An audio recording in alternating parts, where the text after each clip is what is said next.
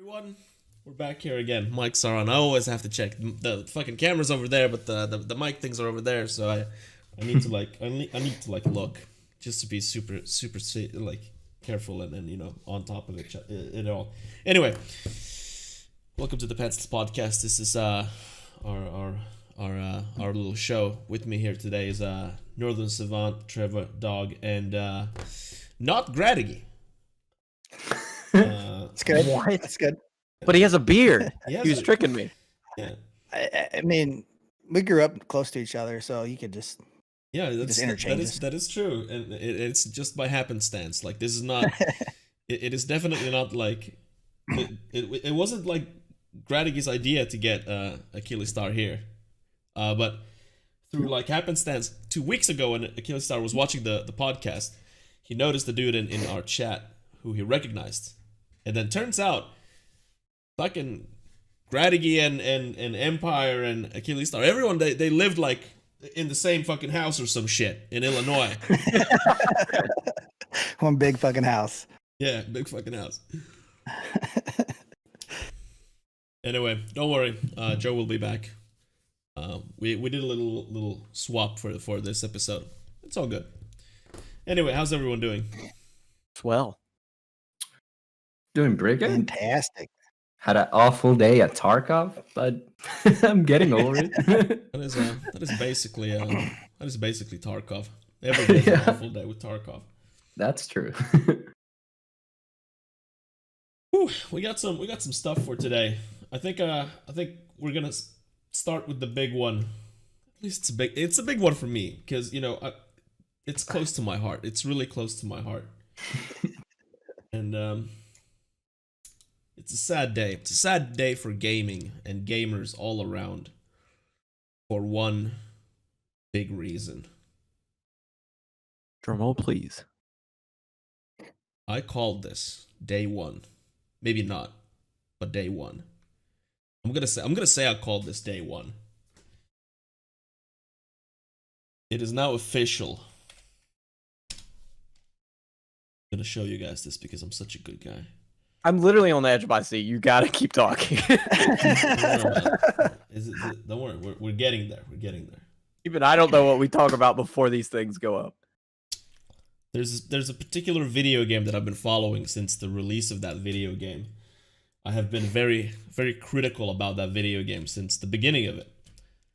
And today, it was announced that is not the right. This is my OBS, by the way. Hello. Showing the wrong thing. Don't worry, guys. Also, saying that it's supposed to be. That's not right. This is it. Boom. Anthem update. In the spirit of transparency and closure, we wanted to share that we've made the difficult decision to stop our new development work on Anthem, aka Anthem Next. We will, however, continue to keep Anthem live service running as it exists today. Big F's in chat. Anthem is now dead. Officially dead. It's been a long time coming. Yeah, I'm just like surprised that it's been like years since they like started trying to like make the Anthem Next, and they created nothing. They Year and a half. refused to. Yeah, year and a half, and they created nothing. And also, it's probably not because of their choice, but EA's choice. 100%. Definitely. More than anything, I would said tip it, my man. hat to EA though. EA gave them a shitload of years to That's salvage that project. I think that it's very uncharacteristic of EA in my mind.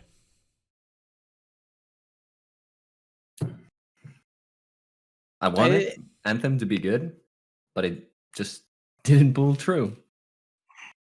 The CGI looked good at E3. Yeah. It looked great, but I mean, I guess if that means we're getting bigger and better things, I'm all for it because I hated Anthem, but I gave it a shot.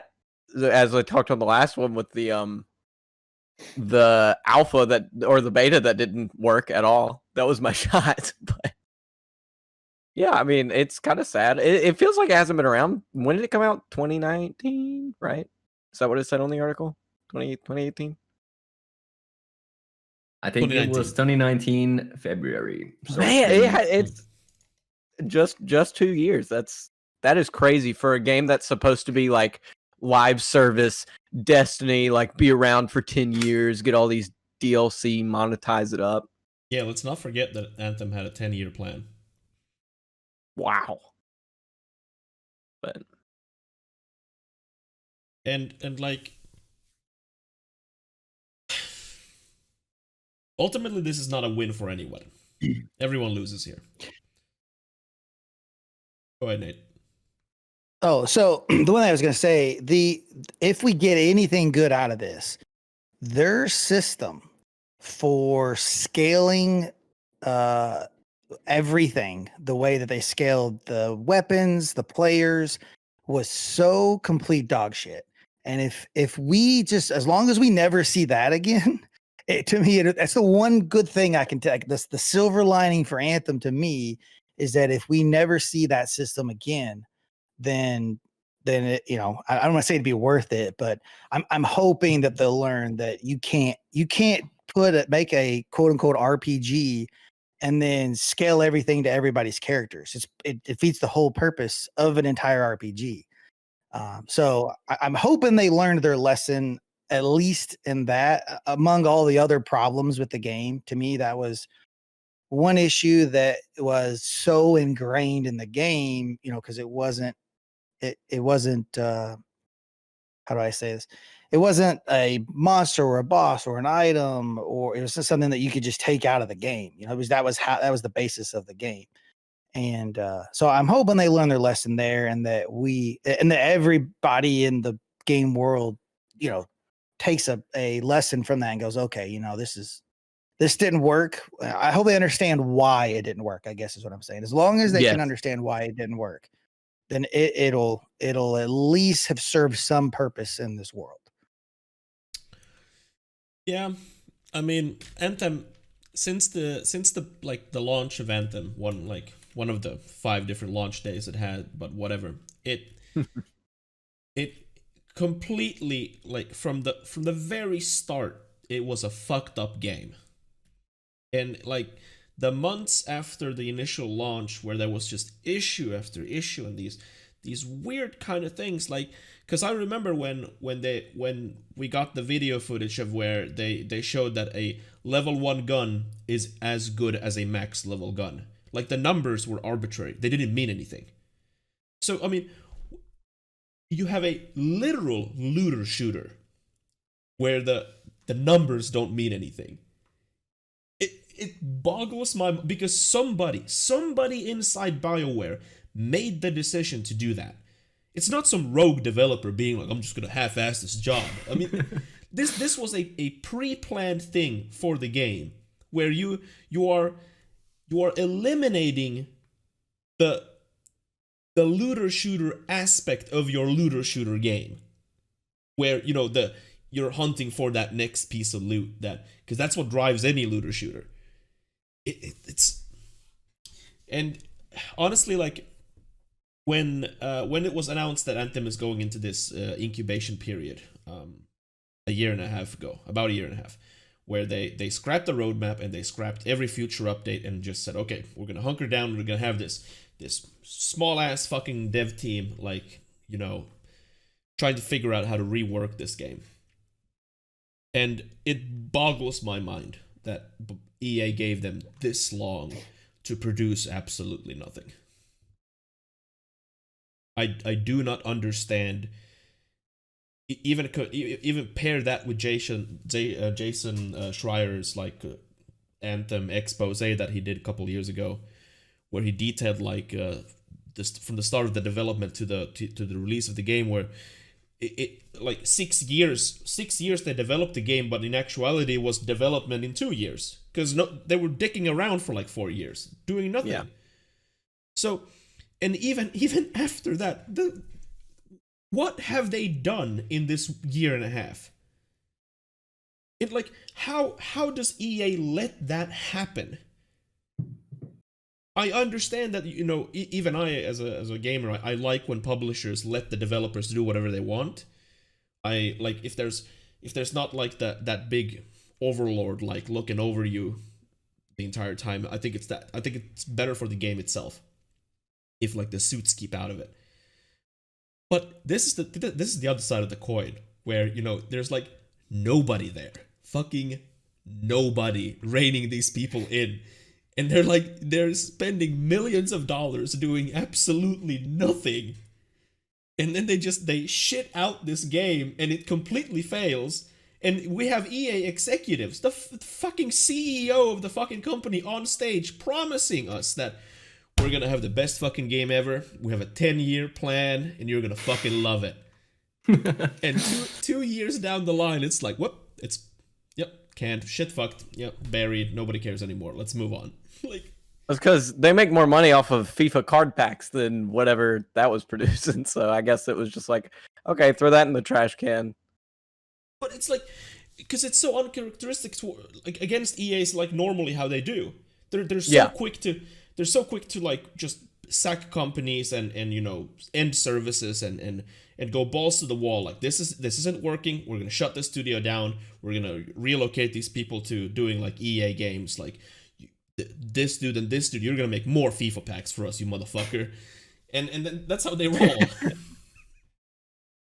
So why do you think they let them do that? Like, why in that article, it talked about how the reason they're shutting them down is because they need them to focus on Dragon Age and some other stuff.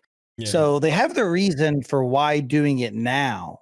I want to know, is there really just they didn't have anything else in the works? Like, do they not have anything else for these people to do? And we said, all right, we'll give them a year, see what they come up with. And then they came up with jack shit, apparently. And they said, all right, fucking shut it down. Like, you guys are going to go work on something else. Yeah, so like that's the only explanation I could think of. The team that has been working on the Anthem Next or the Anthem 2.0 thing has been very small. I think this is a while ago, like probably a year ago. I read from it's the same dude who wrote this, Christian Daly. He detailed a little bit about it. Like, they have a dev team of about 15-20 people that they are solely working on Anthem, and rest of BioWare is doing whatever, like with Dragon Age or Mass Effect or whatever. And their focus was to try to figure out how to basically rework the game from the ground up, with, you know, overhaul the loot system and the progression and yada yada yada. And I don't know. Apparently they failed. That's the only thing I can assume, that they failed badly. I mean, they shut the fucking project down. So yeah, I mean, yeah. The next step is to get fired. But, you know, they probably, I mean, Christian said that they are gonna focus on Dragon Age and Mass Effect. And to my understanding, they are pretty hardcore on Dragon Age right now.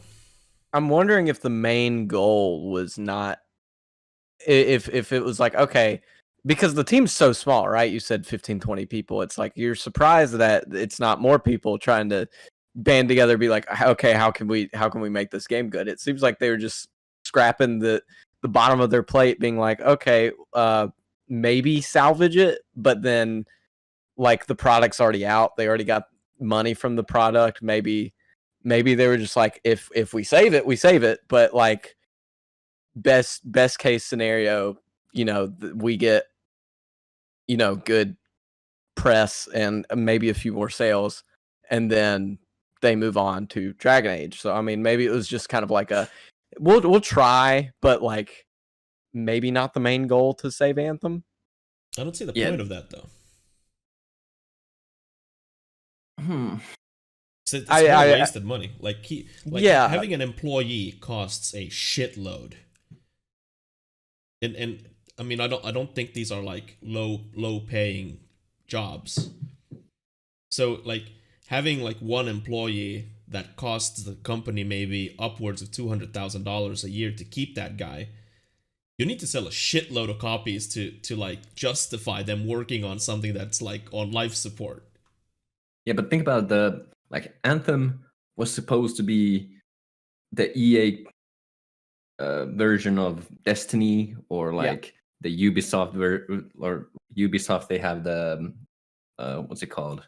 Division 2. It was supposed to compete with those guys, but it couldn't. Oh yeah, I mean, because the game fucking failed. Yeah, the money was right there. It was right there, but no.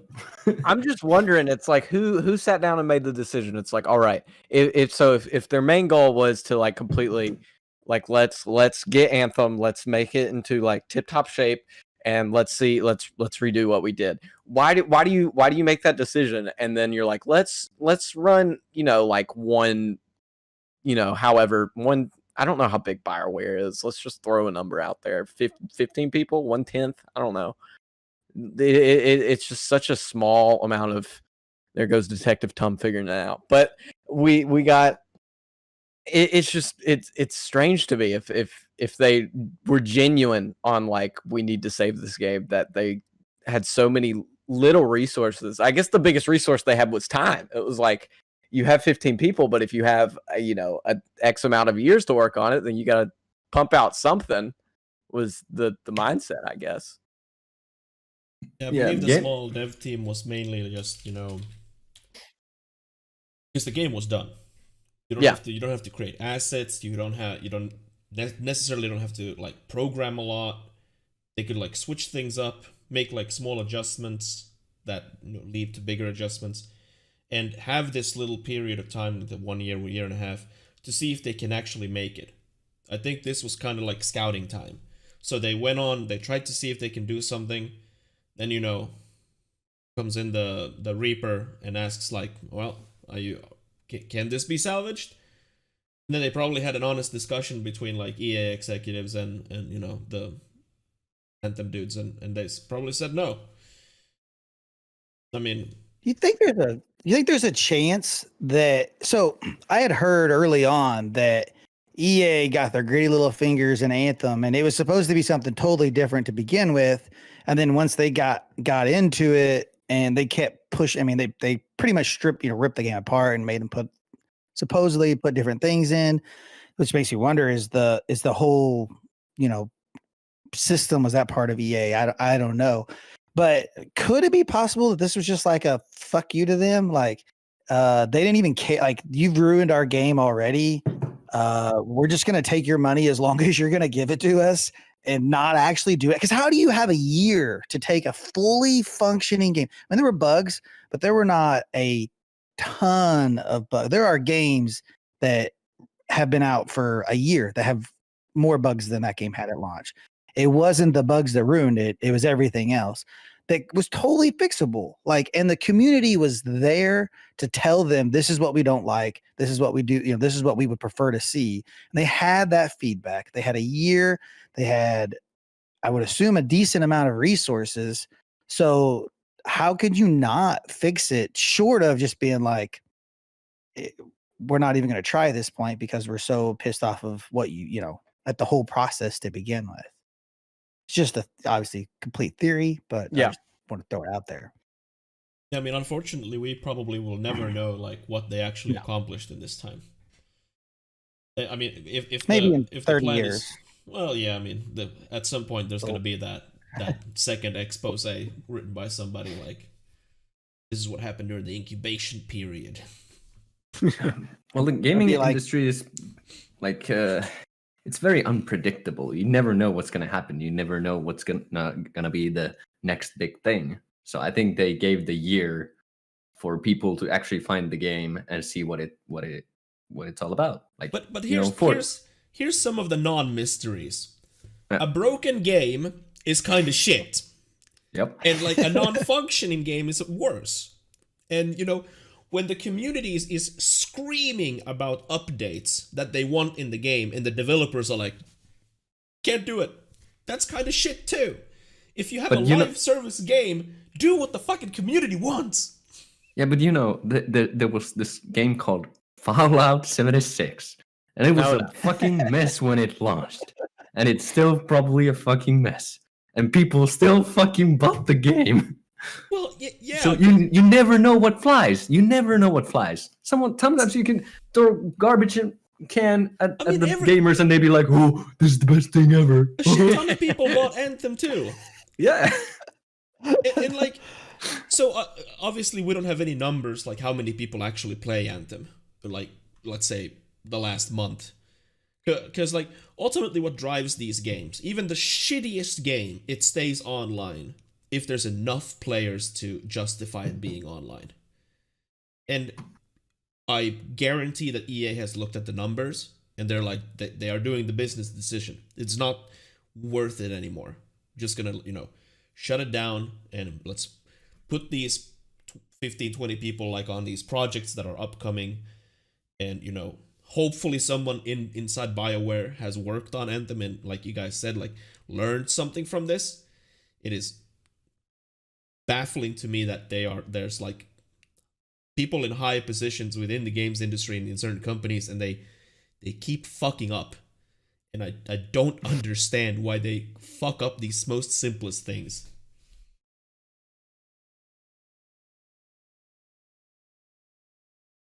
All right, good segment. Yeah. That's you brought up a good point about that. Not to draw it on too long, but it could potentially be one of the reasons they did is they might have looked at it and said, "Listen, even maybe it's not actually as incomplete as we think. Maybe it's that they think the player base isn't there." So obviously, they may say, "Okay, we've got all that. We've reworked so much. We need another 6 months." They could be saying, "We're not giving you another 6 months. We've given you a year. It doesn't matter anymore. Your time's up." Maybe they could finish it. They just need more time, and EOA and BioWare are saying, "No, there is no more time," because their player base has got to be pretty minuscule by this point, I would imagine, and it's only going to get smaller, right? So they may think, we could either release this in 6 months, you spend even more money, whatever, and try to get those fans back, or maybe it's just not worth salvaging anymore. Maybe it's better to just move on to the next thing, which is probably what they should have done to begin with. I agree 100% with you, Tom. Like for EA to give them that time is absolutely insane. But obviously a lot of different theories that could be there, but maybe it'll be like 007 in 20 years. We'll get it a leak and we'll be able to play Anthem next. Yeah, I mean, everything just falls down to, like, we're not on the inside and we don't know the business. Yeah. And we're not the ones making the decisions. So we can theorize forever, like, what's gone down. Right. I mean, the game might be in the best version right now. Who knows? But if EA decides that it's not worth it anymore, then that's what, we can all get disappointed again when Dragon Age 4 comes out. Woo! Because God knows they are trying to make that as a live service game too. Wait, really? Oh yeah, I mean, that's the prevailing opinion of people who know something about it. That's what they keep saying. But I mean, again, like and this again, what I hope they learn from Anthem is, I talked to Joe about this, like, about live service games in general. Like, what is the reason why games like Anthem and the Avengers, why do they fail? And Joe brought up, like, if there's a company like Blizzard who can make World of Warcraft and convince people to pay $15 a month, like, how can you not replicate that? Well, I get that point. I would say that there's about, like, 2 MMOs right now that are really, like, profitable, and those Final Fantasy XIV and World of Warcraft.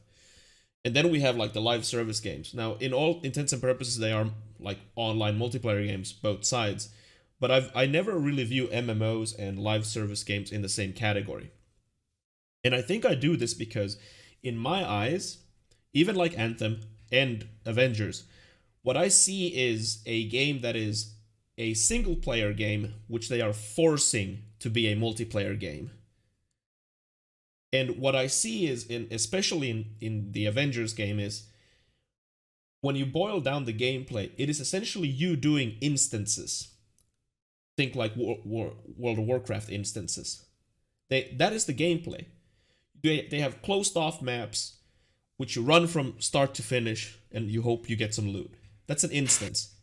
That's what you do in World of Warcraft. aside from all the other shit you do in World of Warcraft.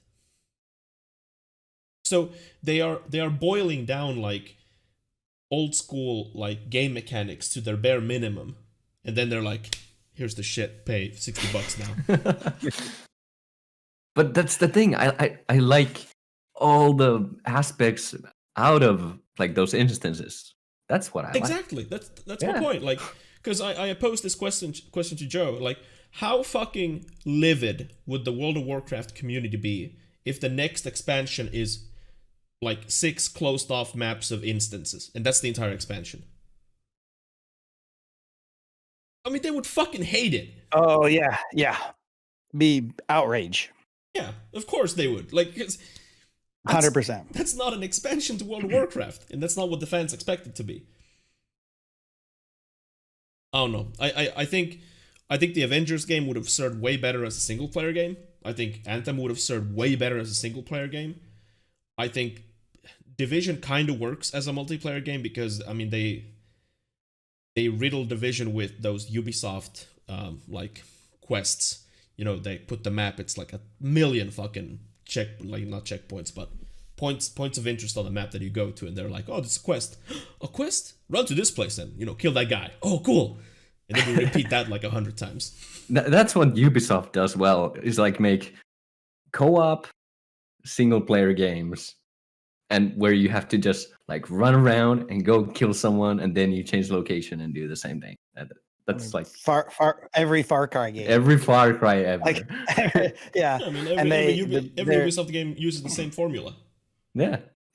That's why I don't play Ubisoft games anymore. Because, like, you know, I have played Far Cry. I played Far Cry 3, and I played every Far Cry after that. Like, not really. Like, I played 1 and 3. But my point is, when you play one Far Cry, you played them all. The story may change a little bit, but even worse than that, Far Cry 3 and 4 uses the same story aspects and story beats pretty, like, hand to hand. And the same is with Assassin's Creed. I've played them all. Not, like, really, but I played them all. Because I played 2 way back in the day, and they've never changed the formula. Sure, it's a little more RPG now, but come on, man. It's the location that changes. And that's it. Yeah, now you can use pods. Yeah, there's only one Assassin's Creed where you can sing sea shanties, and that's the one I want. Please, $60 for the she shanties now. You're making a joke. Yo ho. Black Flag. Oh, give me a pirate minigame and I'm happy.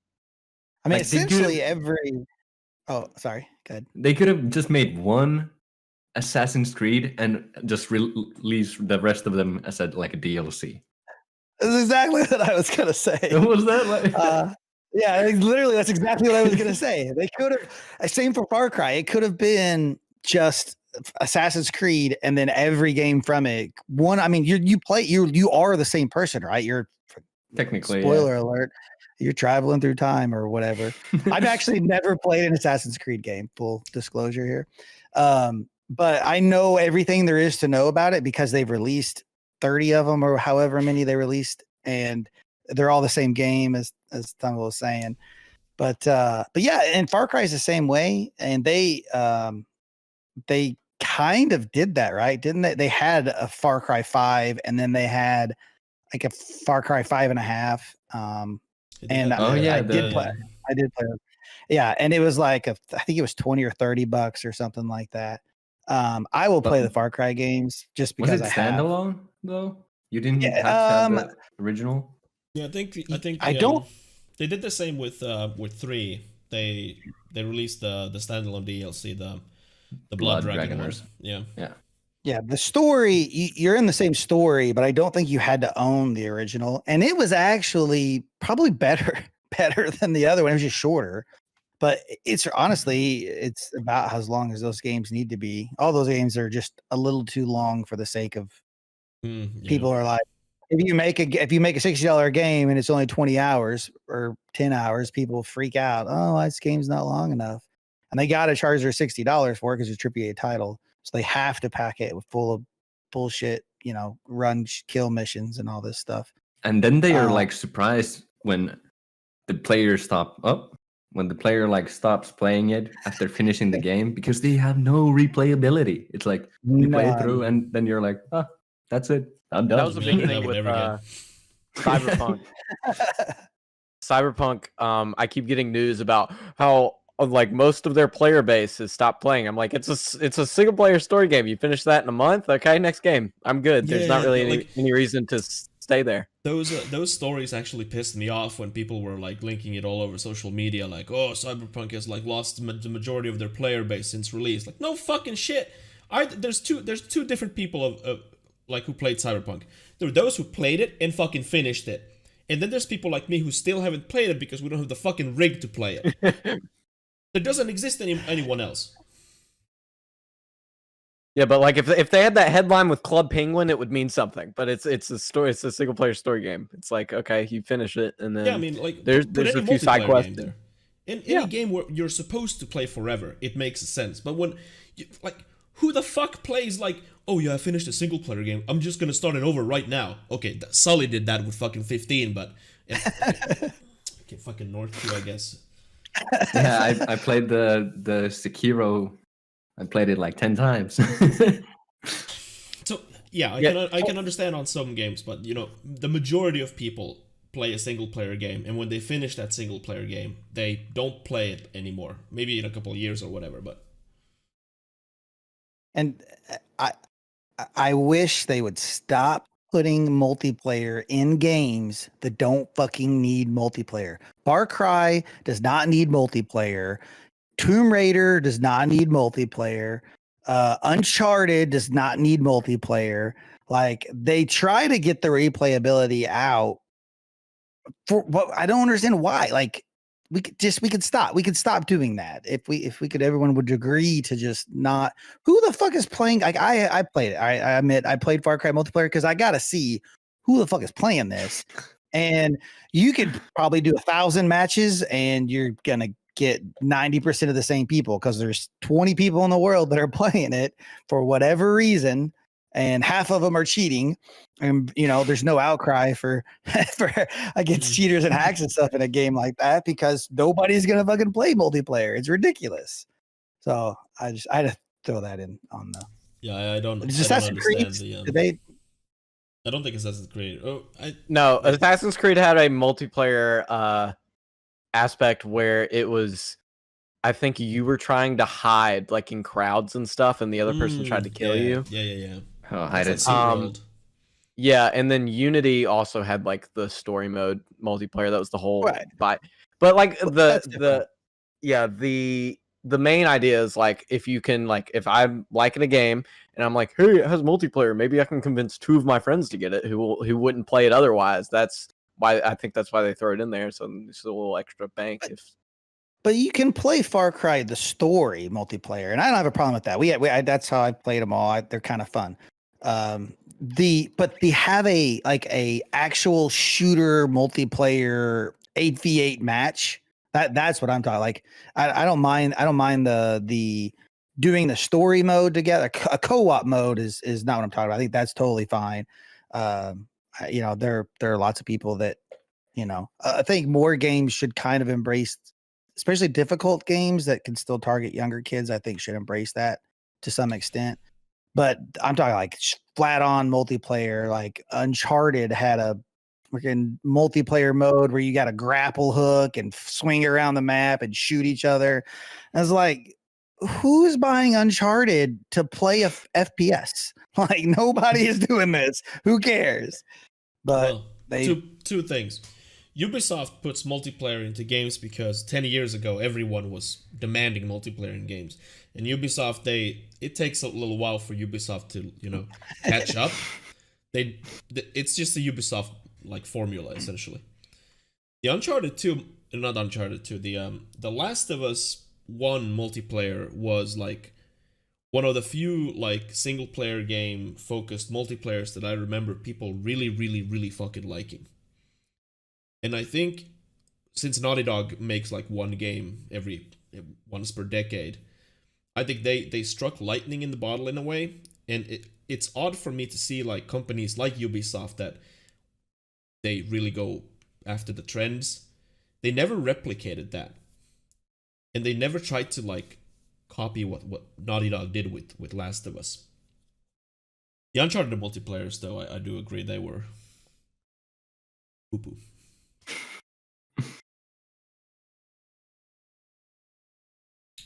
But yeah. Rip Anthem. Oh,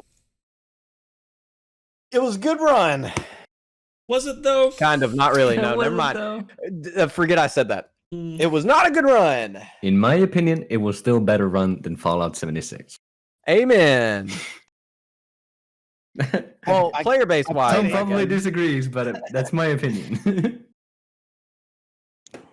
I mean, I have not played Fallout 76 for various reasons. yeah. But if they're gonna give a game time, like there was a small chance it comes back and is like No Man's Sky, where it just like has this upsurge. Just like apparently it's amazing now. I never played No Man's Sky, so I can't like. There was a It's still boring. Twitter thread that happened. To find the tweet. I'm not trying to like shame this person or anything, but this happened. So 2 weeks ago when we had our latest episode, I mentioned like quickly like that in the beginning of the episode that EA is gonna have that meeting with BioWare to like decide Anthem's fate, and so one other streamer that I know personally, he said in response to the Jason Schreier like news that he broke about this supposed meeting, he said EA creating hype by sending out controversial news on an absolute decision being made over Anthem's future to blow up revised gameplay and content redemption to maximize and put the company in a merciful spotlight. BioWare has been working on this for a year. They won't pull the plug. Now, obviously, they did pull the plug now, so, you know. I think it kind of, because in that same, like, thread, I argued that they might pull the plug, and my friend then argued that No Man's Sky they pulled, like, the No Man's Sky move, they pulled it. And they bought a dead game back to life. And people keep fucking bringing this up over and over and over in every fucking game. And stop. Just stop. One success story does not mean that everyone else is gonna fucking do it or they even can do it. What Hello Games did with No Man's Sky is amazing. They actually brought a game back. But what they did after they released the games, they shut the fuck up. They listened to the community, and they did what the community wanted. That is too much for some people. Do you think though, if they hadn't done that studio was dead in the water? Definitely. Because I mean, they promised so much and delivered so little. Like as far as games, like being disappointed in games, it's not. There are definitely games that I've been more disappointed in, only because I was more excited for them. Fallout 76 was one of them. Luckily, it was really obvious that game was probably going to be really shitty before it came out. Anthem, I had a lot more expectations. It turned out to be pretty shitty. But for No Man's Sky, there was that leak like a week before it came out, where it was, for one, the whole game fit on a single Blu-ray disc or something. I don't even know if it was a Blu-ray. It might have been a double-sided DVD or something crazy small. It was like, well, obviously this game's not that crazy. And then a guy beat it in like 80 hours, or I don't even know if it was that long, some insanely small amount of time. So there were a lot of signs early on that like when No Man's Sky like came out, and when it became apparent that Sean Murray, who is the game director, he lied about the game, straight up lied. And I think that was what kind of was the biggest fault with No Man's Sky. But No Man's Sky, it had the building blocks within itself. It, like, even as a rudimentary game when it came out, like devoid of fucking everything, it still like had those basic building blocks inside already. They had like what they wanted. And after that, they delivered on those promises. Yes, after the fact. And yes, he did lie, but they did it. They put those things inside the game that they promised would be there on day one. But one should not expect every fucking failed video game to be able to pull a No Man's Sky. a little bit ridiculous. Anyway, yeah, let's move on. This has been almost an hour about fucking Anthem at this point, and related things. Blizzard had their BlizzCon. And, Oh, yeah. It was pretty underwhelming. But it did happen. Probably the biggest thing, Diablo 2 Remaster is coming out. It got officially announced. And yeah, Diablo 2 fans probably excited. Hopefully, I don't know. I never played the game, so I have no emotional attachment to it. Then they pull a Warcraft 3 Reforged, right? Isn't that what everyone hated? Yeah. Yeah, I mean, hopefully, like they learned something about Reforged, and understand now that the community doesn't appreciate being lied to. Hopefully, they don't fuck it Seems up. to be a theme. Yeah, I believe that it's a delicate balance between delivering every expectation and being cost efficient, and putting out a product that makes money. But other than that, Diablo Immortal got like mentioned in a passing. That was pretty fun. Don't know when it's coming out. I don't really care. It's more of a meme to me, but it was fun to hear about a little bit about Immortal.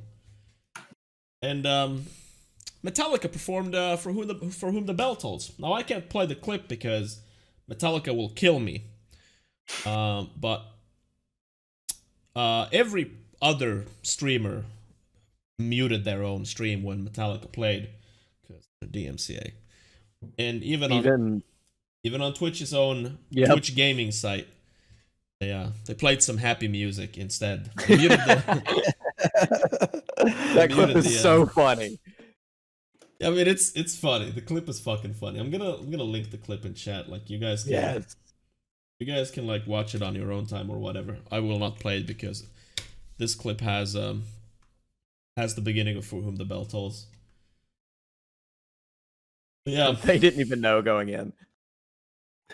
Yeah, they saw Metallica go on stage and they were like, maybe they'll play some DMCA free stuff. Like, full. Yeah, at least like Blizzard paid the license to have their music played. I think it's just ironic that Twitch's own channel can't even like do that. They're so afraid of getting DMCA'd.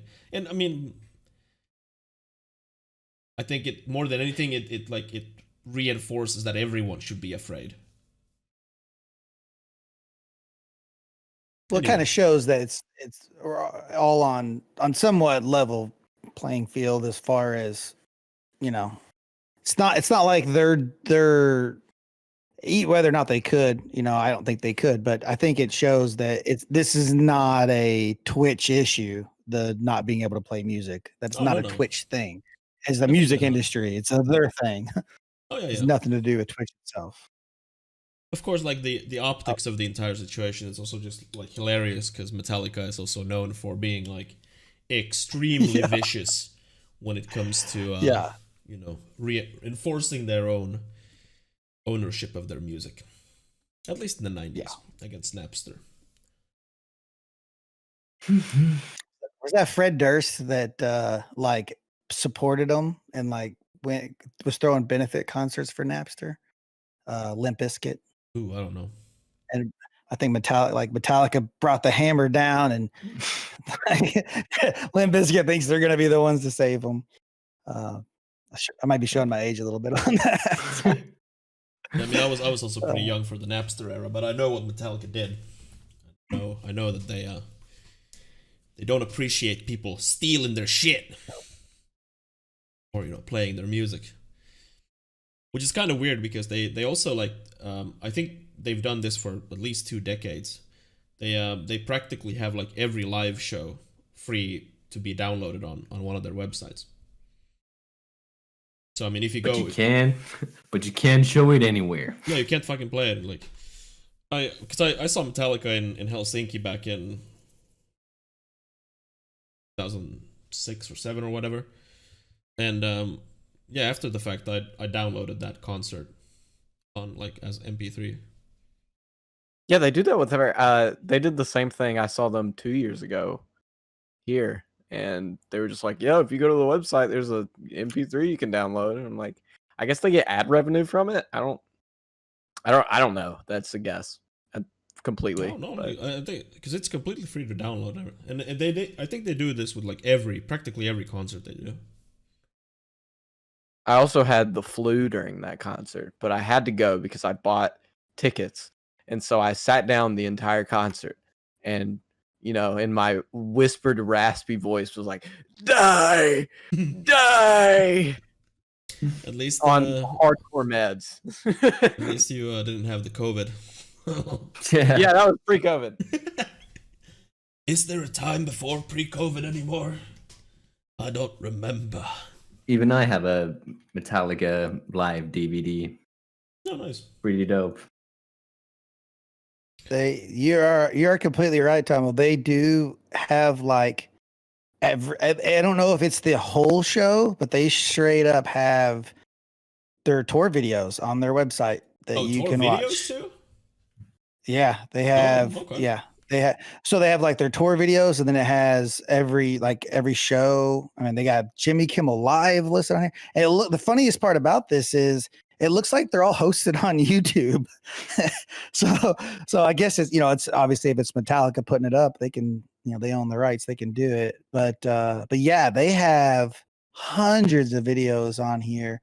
They have 155 videos just from the 2019 tour they did. So 133 from 2017. So yeah, it does look like they have videos at least from the last, let's see, goes back to 2003.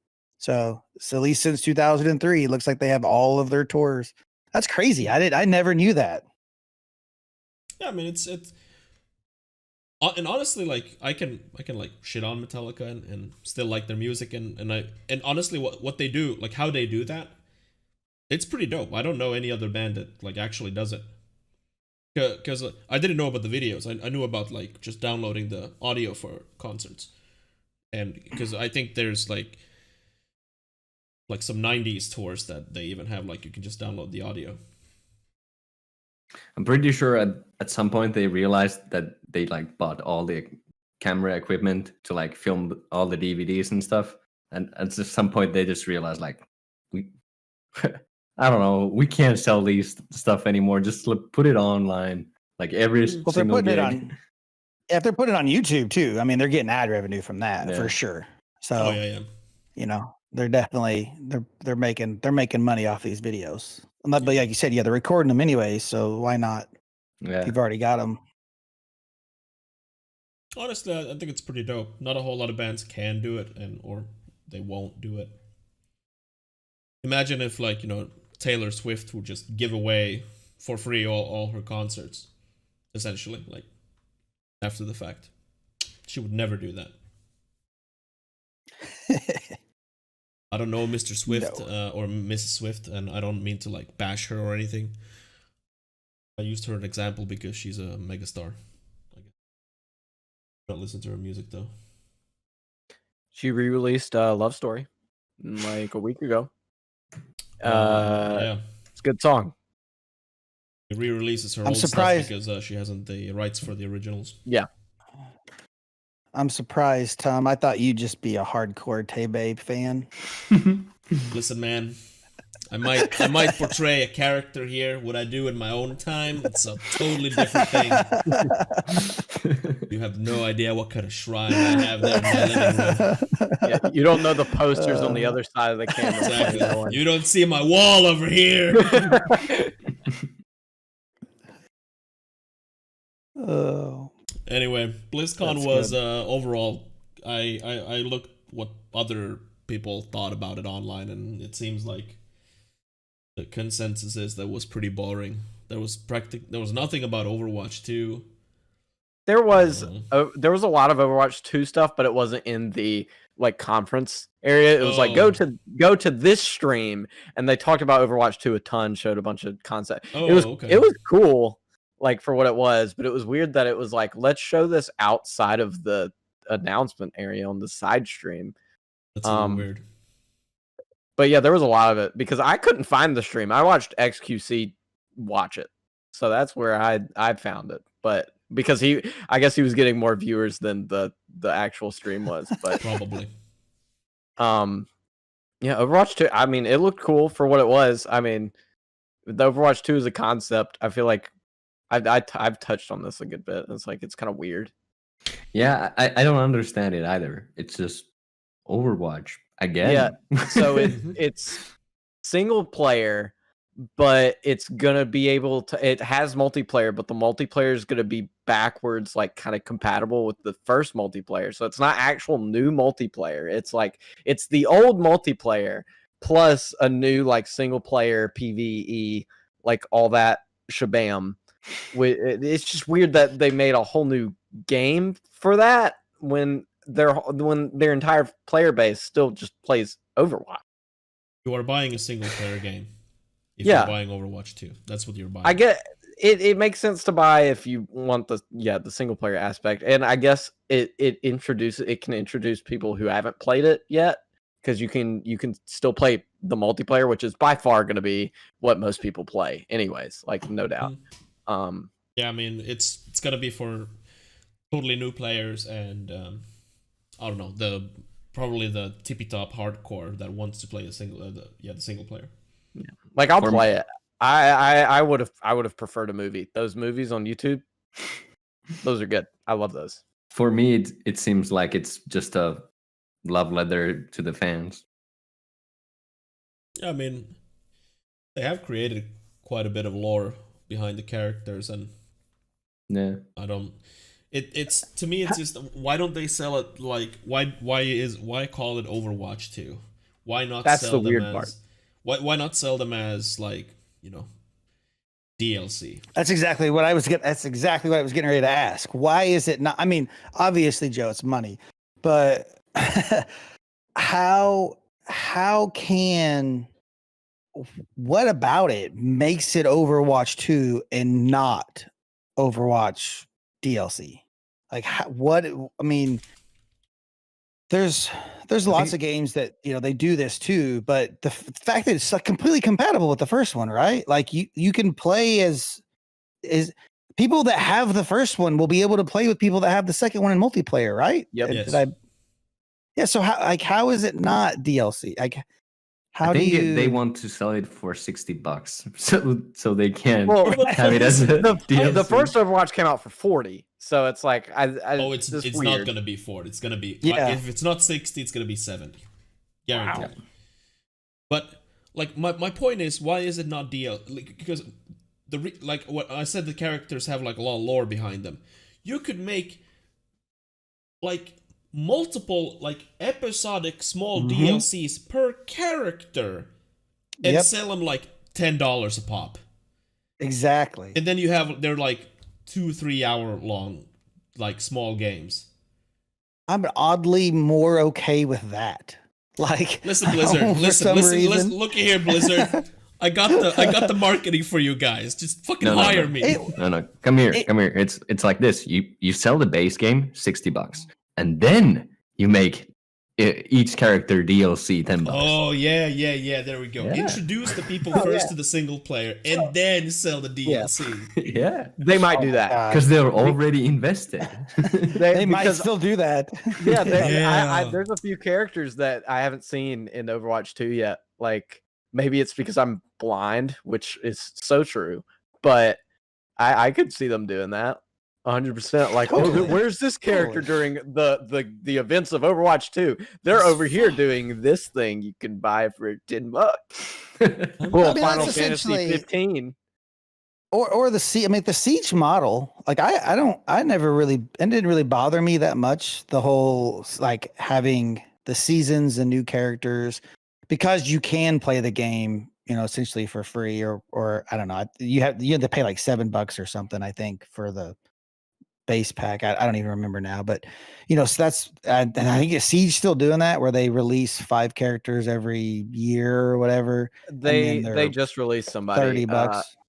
I can't remember who it is. I don't play Siege. I have a bunch of friends that do, but they're talking about this new operator a few days ago. Yeah, so. operators. Yeah. So I mean, something like that is if games are if they're gonna go down that path, like one or the other. Like don't do this thing where you're gonna sell a new game that's not a new game because it still works with the old game, and it's also obviously on the same engine and with no updates, and I honestly believe, 2. I honestly believe North is onto something. I believe that they are selling the single player and multiplayer together as Overwatch 2 to introduce new players. Because Overwatch is an old game right now, so they want the new players in. This is the shiny new thing, Overwatch 2. It's a sequel to Overwatch. They don't know anything better. They're stupid, and they're like, oh fuck yeah, me and my buddy Trent over here, we're gonna buy this game and play together on Xbox. And then they buy it, and then they play the single player. But here's the catch: the single player is just it's the premise to the story. It's the episode 0. And then when they hook you with like a kick-ass cliffhanger, then it's like, boom, new episodes every 6 months.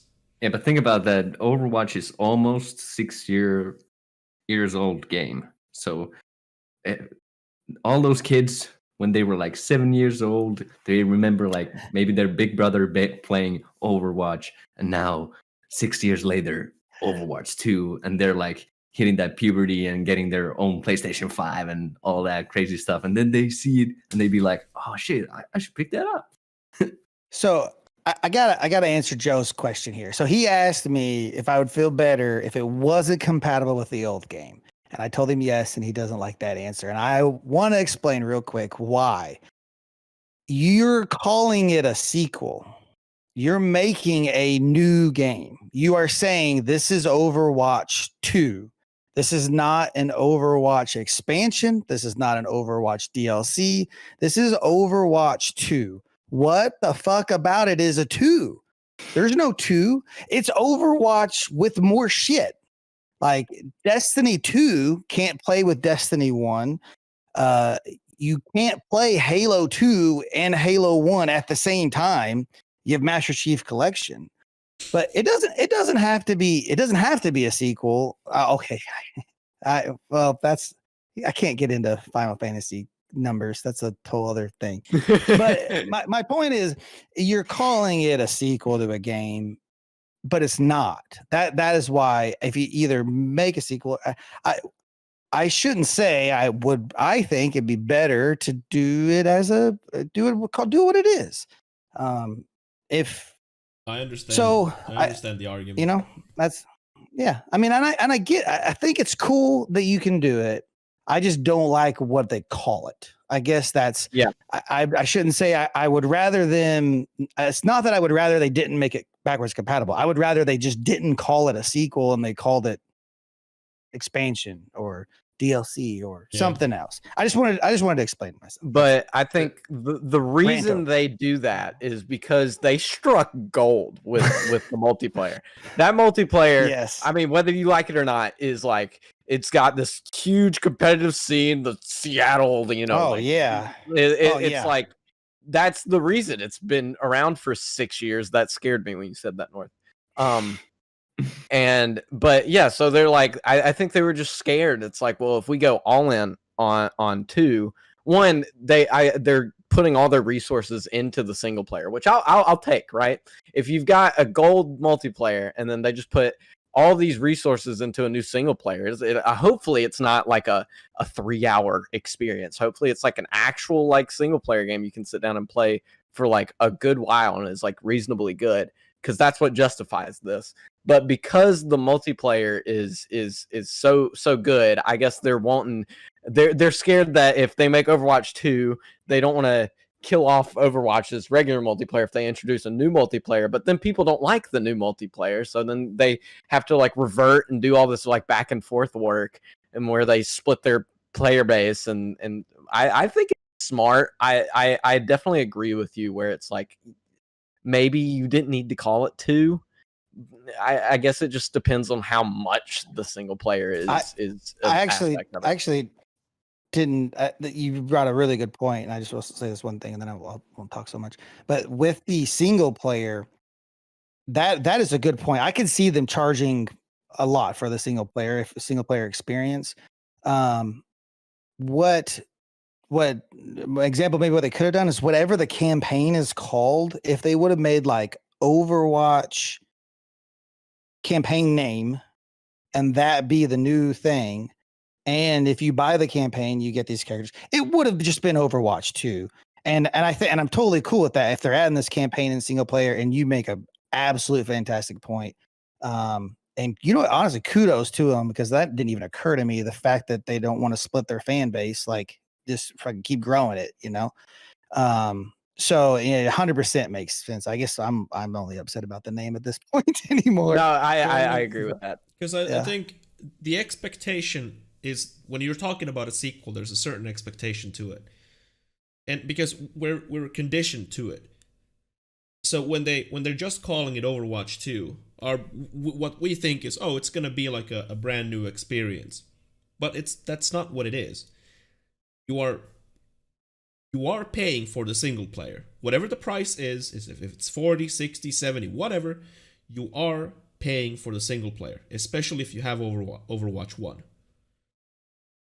So in the end, I think the product will live or die based on, the single player. Because once it's out, and if the single player sucks, why would anyone buy it then? Because anyone who's like, oh, I'm thinking about coming into Overwatch, should I buy the first game or the second game? Oh, you definitely the first game. It's cheaper because player base is the same on both games. It's all the same maps, all the same characters, and the single player just sucks. It's like 2 hours long, and you get like cock blocked at the end, and nobody's happy. Oh, okay. You do get new characters in the new one though, right? Season 2 does have characters that you don't get in the first one. But because it's backwards compatible with the first multiplayer, I think they're introducing new characters with Overwatch 2. At least that's what it looks like, with like characters walking around I've never seen. But you're gonna get those in the first one too, because they have to be multiplayer. So it's just gonna come out with a new character for the first way. one. I think so. Do that. Well, I mean, they have to. Otherwise, they can gate it off. Yeah, Apex does that. Lots of games do that. Yeah, but that's never how Overwatch Joe run. I think every time Overwatch comes out with a new character, you just get it. Like you never. I don't know.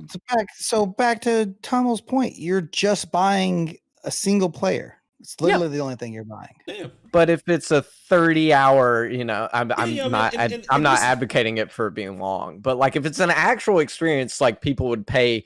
Like I pay $60 for a new Tomb Raider game. If it's beefed up as they promise, like with showing all the single player, and I think there's like a PvE mode that's supposed to be a big thing. Like if it's a lie and then it's just backwards compatible with the first one, go for it. I just hope they don't half-ass it and then stick 2 on it so they can charge $60, $70 for it. Yeah, guaranteed it's gonna be 60 or 70. Guaranteed. Because they're gonna charge for the multiplayer too. It's not gonna be free on the second game. So you are technically buying the multiplayer portion and the single player aspects. But for you, if you have Overwatch 1, you are essentially paying only for the single player aspects. But they are selling you like the quote unquote the complete package. Guaranteed it's gonna be 60 or 70. Better name for Overwatch 2 would be Overwatch Origin. And so they've already done that. Really? Not even joking. Yeah, so when Overwatch originally came out, when it came out on PC, it was $40. It was $60 on PlayStation and Xbox just to charge the full price. But it was called the Origins Edition, where you got like a skin that was exclusive to I had to buy this. So I'm kind of upset, but yeah, that's what they called it. So, but I get what you're going for.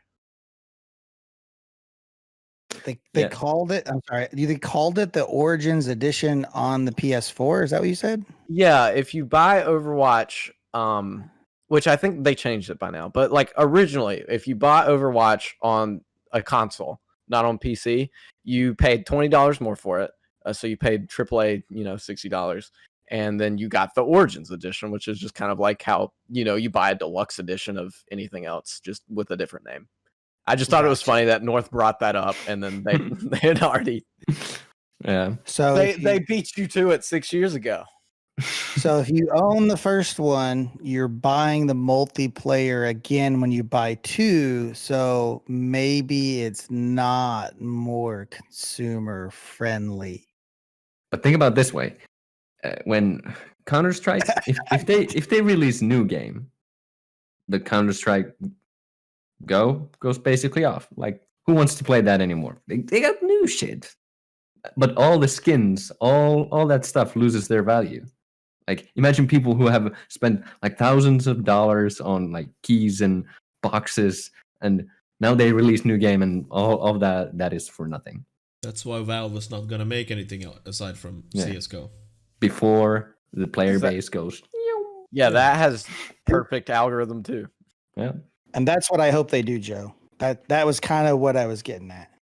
Yeah, I mean, I hope that they do exactly what Joe is saying. So adjusting the price. So if you already own the first game, you pay a reduced price for the second game.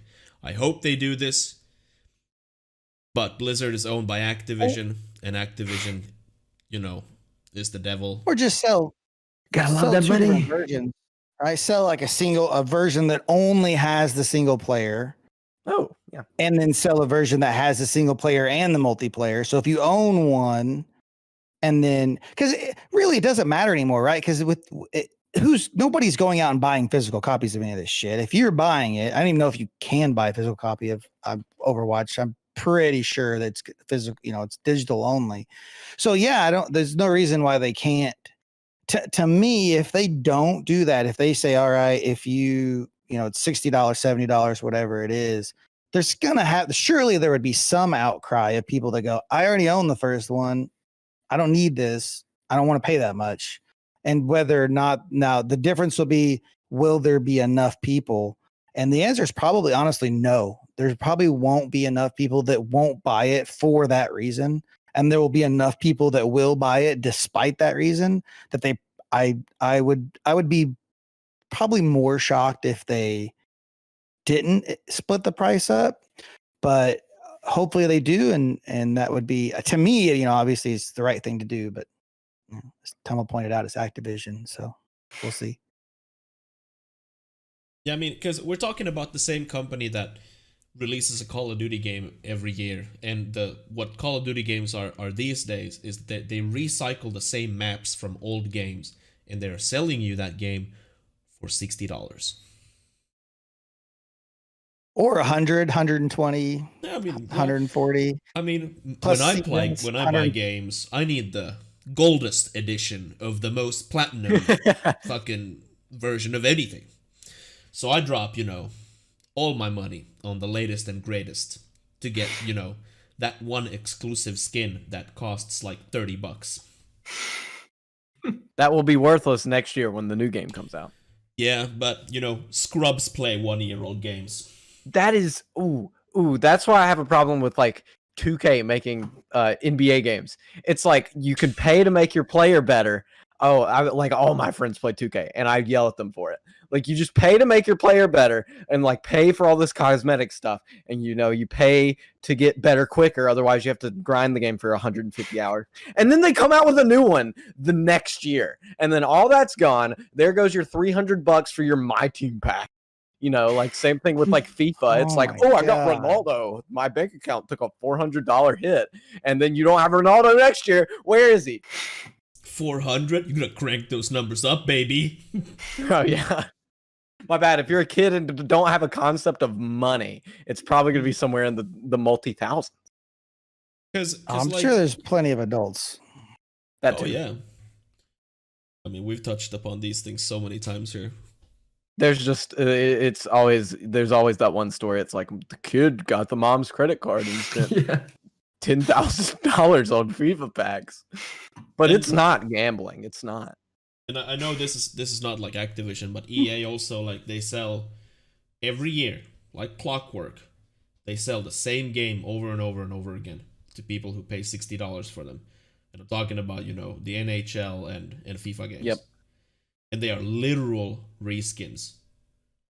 There is practically no difference between FIFA 2021 and 2020. There's practically no difference between NHL 2021 and 2020.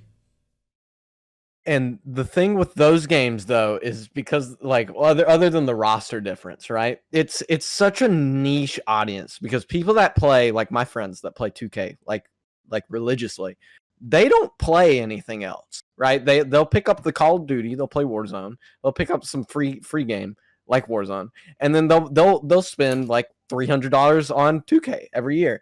But to them, it's just 2K. That's all they play. So it's not as much of an expense for people like us. That's like, okay, I've got to map out my year. What am I buying? Right? It's like, it's so weird because like all to them, it's like $60, maybe spend $40 in game on packs. It's $100 a year. And like, I guess because it's the only game they play, they don't see that as a downside. Like you like going to the rec and playing basketball with your friends. You go home, you like basketball a lot. You play it on your console, and because the issue is how those games are built up, how they're manipulating the player to pay to not play. Yeah, it's so. Yeah, and since it's the only game they play, they won't updated rosters. You know, the UI looks different. I mean, it looks like a new game, sort of, not really. I don't know. And they make the grind so miserable that you want to buy. So they're actually making a bad game so that you will spend more money on said bad game. Yes. Like that's literally, oh man. And that's how they make so much money from all this. They all come out broken too, and like you know, you just get people to play test it for you. That happens with a lot of games where they come out like, imagine 10 years ago when, you know, let's say I guess 20 years ago when the GameCube was just coming out. Imagine if you make a broken game on release. You can't just give it to people and then they say, hey, this is what needs to be fixed, and then they do it, right? It's just kind of like you win or you lose. You go back to Game Boy games. I mean, you had to fit the whole game on that cartridge, and it had to be perfect. Any bugs?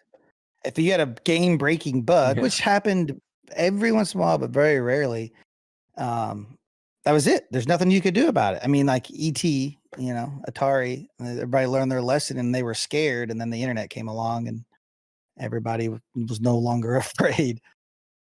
Otherwise, the speedrunners get their hands on the game. You don't want that happening if you have glitches. Yeah, you don't want to have some small kid play the game in 7 minutes when it's supposed to take 72 hours. To be fair, though, like games programmed 20, 30 years ago are really, really, really, really small compared to any AAA game that is developed today. For sure. Oh, yeah. That's a really good point. People always complain about the sizes of new games. They just don't realize how much space images take up. Like a tree in a AAA title today uses up more space than all of my Super Mario Land on a Game Boy. So yeah, absolutely. You know, they are considerably larger, and they're not to say they aren't perfect. Like you said, you know, you look at people that speedrun Mario 64. You know, I got a buddy that does it. It's like 20 something minutes. I don't even know if it's that long now. So I mean, certainly bugs exist, but not at the level that some games come out with today. I'm also like talking about just the amount of lines of code written for a game. A NES game has maybe a few thousand lines of code, and you know, the latest and greatest Cyberpunk, for instance, probably has million plus lines of code.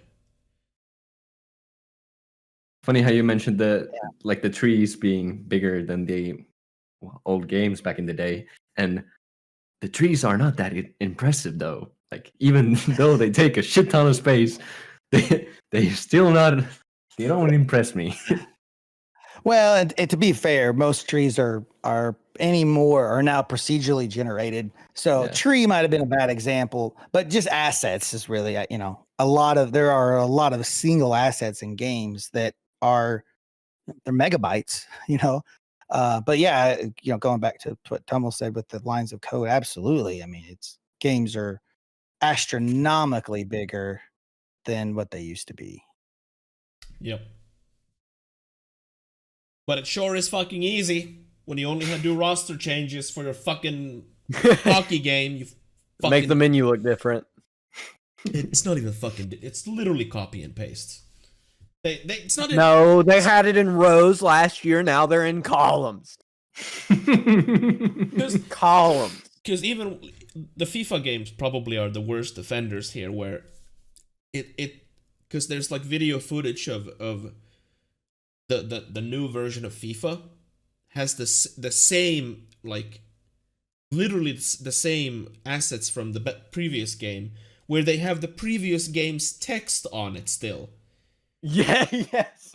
Oh, like the ads on the board. Yeah, I know exactly what you're talking about. It is literally Control V and Control C.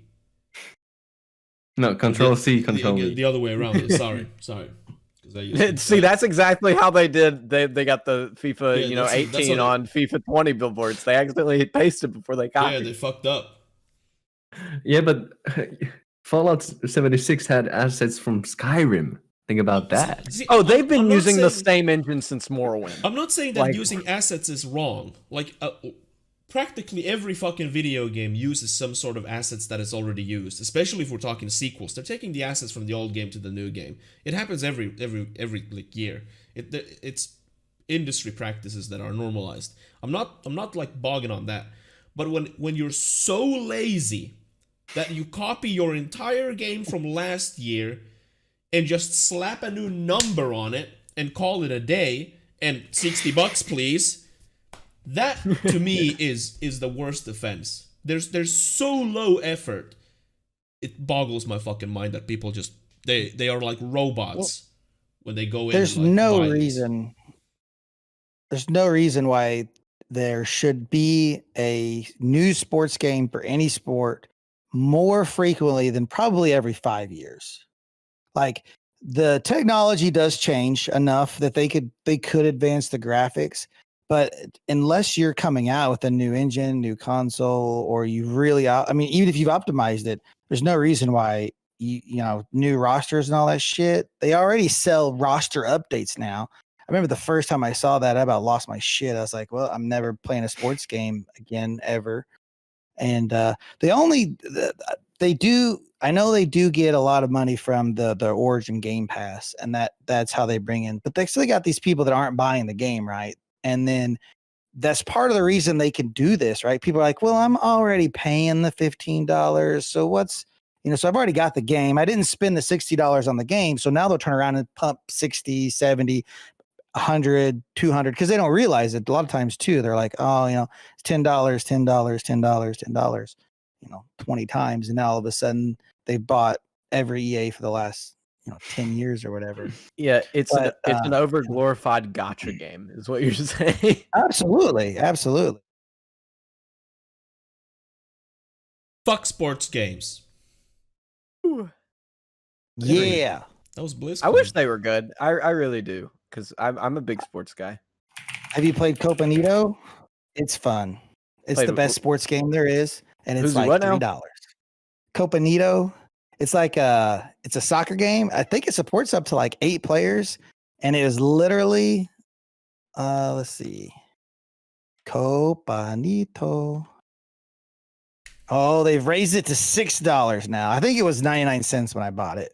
Oh. But it's a ton of fun. It's soccer or football for the rest of you. But yeah, it supports, I know, at least up to 4. I think we've played it with more than 4 because there's like 8 players. But it's like the best sports game in the last decade, I think. Check it out. There's only one sport game I'm looking forward to, and that's Skatebird. Skatebird? Yeah, you gotta look that up. It's amazing. I hope Skate 4 is good. Skatebird is a bit of an inside joke here. But it is a game that I'm going to buy when it comes out, and I'm going to stream it. Anyway, let's move on. Since sometimes we talk about video games too. Trev and me, we've played a game, not like together. We totally did it separately. We both played it and we both finished it. Let's keep it super spoiler free though. Noted. I know what you're talking about now. Yeah, I mean, you fucking better. This happened like last week. Played Little Nightmares 2, and it is absolutely fucking amazing. That game, so I love that game so much, and the first one. If anyone hasn't played either of those, they're cheap. They're fun. They're good. They're horror. I hate horror games. They're more atmospheric horror than like actual. I don't know. The second game, there's some enemies that I was like, okay, a little scary. I don't want to be here. That's why I stream horror games, though, is because I have people. I'm not just in a room by myself. I mean, in theory, but to quickly explain what Little Nightmares is without spoiling. So it is a 2D game, both the first and the second one. 2D game where you control a character and you move from left to right, solving puzzles and avoiding unique kind of enemies. Then weird shit happens. I saw a clip of someone playing Little Nightmares 2, but they had modded the game where it didn't have the original characters, but it had characters from Toy Story or some Disney movies. It got pretty hilarious. I enjoyed the second one a lot. I would say though that if anyone considers playing the second one, I would highly fucking recommend playing the first one first. It adds to the story for the second one. I'm not gonna explain how. If you play the first one and then play the second one, you'll understand what I mean. It is kind of hard to talk about without delving into, okay, this is what happens, and because it's basically, other than saying it's like a pseudo 2D, you kind of move back and forth a little bit. It's a 2D physics-based puzzle game. Yeah. Who are you playing as? The first game you're playing as Six, character named Six, and the second game you play as Mono. Six is a little girl, and Mono is a little boy. See, I don't even know their names. Their names are never said in the game, but they are said in the Steam descriptions of the games. There you go. The best way to tell story. Is that really the only way to know their names? Is from the description of the game? Yes. Really? Or any various other place. Oh, because the credits? Do they show it in the credits? No. I guess they don't talk, so. No. Oh, so yeah, the games have no dialogue. It was super fun to watch. Yeah, I mean, these are one of those unique types of games that, and Trevor's right, it's super difficult to talk about this without spoiling anything, because anything you say about the actual game, about this, because it is an experience. It's the same type of game that Pony Island is, Gris is, Limbo, Inside, just fucking the Hex. These small scale super handcrafted indie games that they tell a story and that's it, and then you either accept the story and like it or you don't. But Little Nightmares is definitely on the creepy side. I would call them horror, but I think they tip the scales way more on the creep factor than actual old school horror. That's why I like them a lot too. Yeah, if you compare it to Resident Evil 7, that's a lot more wow, in your face, all this is happening, and then Little Nightmares is more what is that thing? Like, what is that? There's like there's not jump scares per se, and more, you hear something and you see something and you're like, what the fuck, and then weird shit happens, and then the credits roll. It's super creepy. Like, no, I knew nothing about the guy. I haven't even seen gameplay of the first one. But Tomo was so excited to play the second one. I was like, I gotta obviously watch this. And it was a super fun stream. But man, that there was some creepy shit in that game that was like, this yeah, I might be having some dreams about this shit later tonight. Like, and it was yeah, you kind of nailed it comparing it to Limbo and Inside and those games. But there are not a lot of games that are like that. Like, I don't know how much fun I would enjoy watching somebody stream Limbo. And maybe it's because I played through those or whatever. But that was it's so fun to see. The game is very unpredictable. That's the best way I could describe it. You never knew what's coming around, and it was almost like watching a movie at that point. Like, it was, I thoroughly enjoyed it. The visuals, it's a gorgeous game too. Yeah, and that's why Can't be understated. That's why I like compare it to those Limbos and Insights and that, because they are very much those experience games where you go through the game once, and that's the experience you have. That, like, I think very few people play those games multiple times unless you go for collectibles or speedrunning or whatever, because there's really no point, right? Because, like you said, like, it's unpredictable. All those games I listed are unpredictable, and once the twist or the story or the concept or whatever, it loses so much of that magic. Like, I can see myself playing Little Nightmares again, in 5 years, and I will enjoy them, but it's definitely not the type of game that you jump into, like, again, unless you go for collectibles or you're running the game or whatever. Super good game though. Fucking recommend. Right, Trev? Yes, amen. I agree. Amen. Yeah, that's the down south in Alabama. Can I get an amen? How much was it? Man. How much was it? You probably 20? mentioned it. Was it 20, 30 bucks? 20, 30. I can't Steam. remember. It's one of those numbers. So yeah, $30 in There you euros, go. so it'll be $30 in the freedom dollars. Any other currency I can't speak of. Australians probably pay more because games are fucked there, and Canadians probably pay more because games are fucked there too. And what I've said every single time we talk about pricing, I know, like, so I'll be transparent and also reveal, like, my play time. I completed Little Nightmares in 5 hours. So $30 in 5 hours. I think Trev completed a little bit quicker than me. Yeah, it's like 4.5 because probably just because I'm better than you, but like I'm an old man. Come on, man. Yeah. I'm not nimble anymore. But that's kind of like what we're working with. So I it's good, North, that you asked, because I do want to be transparent with these things. $30 is steep for a lot of people and completely understandable, especially when we're talking about a game that you completed in one sitting, and that's about it. But yeah, it is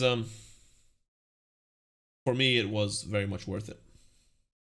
Yeah, I think So it's a sweet spot for, like, buying into an experience, like $30. That is like the most you can ask for that, in my opinion. How was your second playthrough? Tom, did you say you played through it again? I didn't do it. No. I played it only once. Oh, I thought you said you played through the first time as the girl, and then again, or as the boy, and then again as the girl. First game you play as the girl, second game you play as the boy. Oh, Little Nightmares 1. Yep. I gotcha. Okay, that makes more sense. Yeah, yeet. I'm less confused. It's okay though. It's okay. I'm less confused. And that's kind of like the $30 like entry ticket price is also it gets steeper in a sense, because I do highly recommend anyone to play the first game before they play the second game, just because the second game makes way more sense. And I mean that's another $20 like on top of it, so It'll go on sale. First Yeah. one's old. Old, a couple of years, you know. I think I bought a key off of like G2A. Ooh. Hate that website, but I did it. Yeah, and honestly, like I'm not here to argue like price points and shit. Anyone who's listening, they know exactly what their like, you know, entry barrier is, and they know if they're gonna do it or not. Just so people know, on the Windows Game Store right now, Little Nightmares 1 is $3. What? Windows games. There's the sale. Oh, I'm sorry.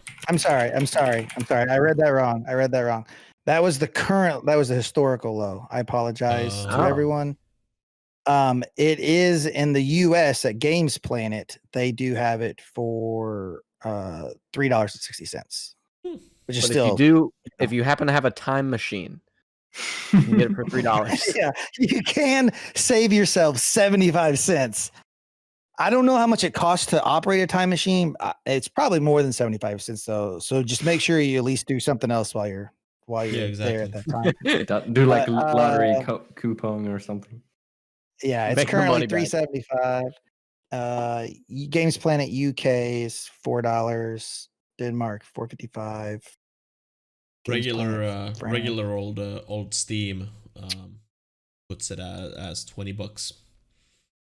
Yeah, it's not on sale there Nope. currently. But if anybody wanted to pick it up right now, there are options to pick it up for less than $4. Which if you could do that, and if you're $35, I mean, there's no doubt both games combined are 100% worth $35. Yes. Because then you're looking at 8, 9, maybe 10 hours of gameplay. I do You know, I do recommend both games. Before we start wrapping up, I want to give a shout out to Valheim, the greatest game ever made. Is that so? It is the greatest game ever made. I'm so How looking so? forward to playing it. Valheim became the 5th game ever to reach 500,000 concurrent players on Steam. And I'll ask you guys, do you guys know what the 4 other games are? Everyone say one game. North, go first. GTA 5. Trev, go. CS:GO. Nate, go. oh my god. Concurrent on Steam. Yeah, all time. Like there's five games in total. Valheim is one of them. So 4 other games that have reached 500,000 concurrent. 500,000 concurrent. Man, GTA 5 is what I was gonna say. Man, that's a toughie.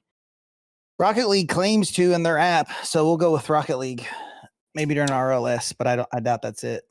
Well, only know- Trev is right. Really? I know. Wait. Dota 2. Yeah, I was gonna say Dota. Oh, Well, yeah. I mean, Dota 2 is also one of them. So Trev goes 2 for 2. GTA 5, not 500,000 concurrent. They've never I'm reached surprised. that, That's no. actually GTA has a lot of copies sold, but they've never reached 500,000 concurrent. 2 other games though. One of them is kind of obvious, but the last one was a surprise for me too. I was trying to see it by most played, and I can't. Trying to think of like sports, Library. esports games. That's where Yeah. I'm at. Maybe Among Us. That's- Maybe Among Us. Oh, Among Us is a good it's a good guess. They have never reached 500,000. A large portion of their players play on mobile because it's free. yeah. What?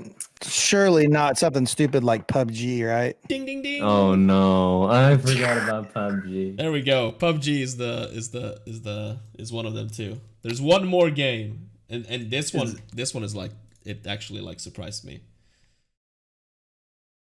I don't know, some MMO.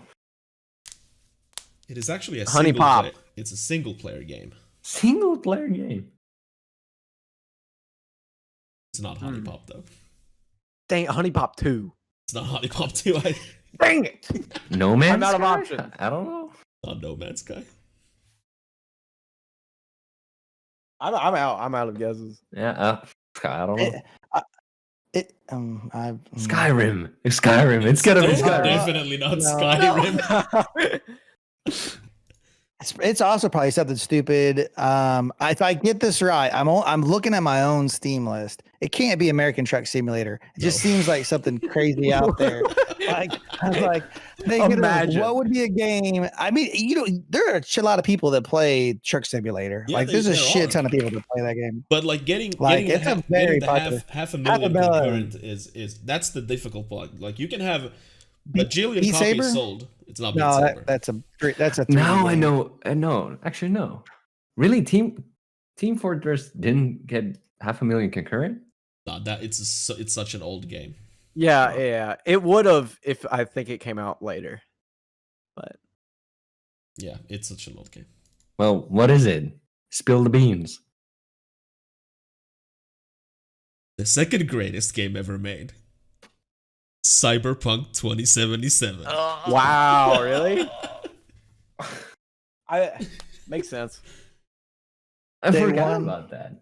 It's actually amazing that Cyberpunk reached that many concurrent, and So why it's like amazing is they reached that amount before people like stopped playing and buying because the game was broken. I mean, it had to be the first day. It had to be release day or the day after. One of those 2 days had to be within the first. I'm assuming that too. And it has to also be the fastest declining game of all time. Probably. Simply for probably the most returned game of all time too. Yeah, is crazy. Probably. No Man's Sky was returned a lot. I know there was a Sony did the same thing with that with the refunds on it. But didn't they refund every single PlayStation 4? Yeah, because they took it off the PlayStation. They took it off the store. Yeah, they refunded everyone who requested a refund. Yeah, and on PS4 they just flat out weren't stopped selling it on there. Yeah, they pulled it and promised refunds for everyone. Another kind of neat thing with Valheim is that it not only is it one of the 5 games that reached 500,000 concurrent, it is the most positively reviewed game of all the 5 games. Ooh. I'm 100% convinced this is the next Minecraft. It will be as long as the devs can keep it up and they can keep the content flowing regularly enough to keep people interested. This game will be, because right now it is the Minecraft for adults. It's not as easy to build in as I spent like 5 hours yesterday trying to build the Statue of Liberty and failed miserably. I'm going to try it again. I tried streaming it last night. It did not go well. It is so fucking hard to build out into the water in that game. It is really hard because the waves, I mean, it's an amazing game. I have, 2 weeks? It's been about 2 weeks. I have 80 something hours. Yeah, I have 85.6 hours in 2 weeks. Mind you, I have a full-time job. Jesus. It's Valheim, that's what it is. It's it is crazy. Valheim. It's crazy. Where the it's fuck the do I most- see? It's the most addicting game that I have played. And it's the game that for the longest time, it's like, man, I really miss those. I don't know if I played a game like that since college, where it's like, I can't concentrate in class because all I want to do is go home and play this fucking game. I mean, I'm sure there's been games since then. Destiny 1, I was pretty big into. That was a lot of fun, maybe. But yesterday, that's kind of why I started doing that. I was like, I gotta wean myself off. So let me try something insanely hard.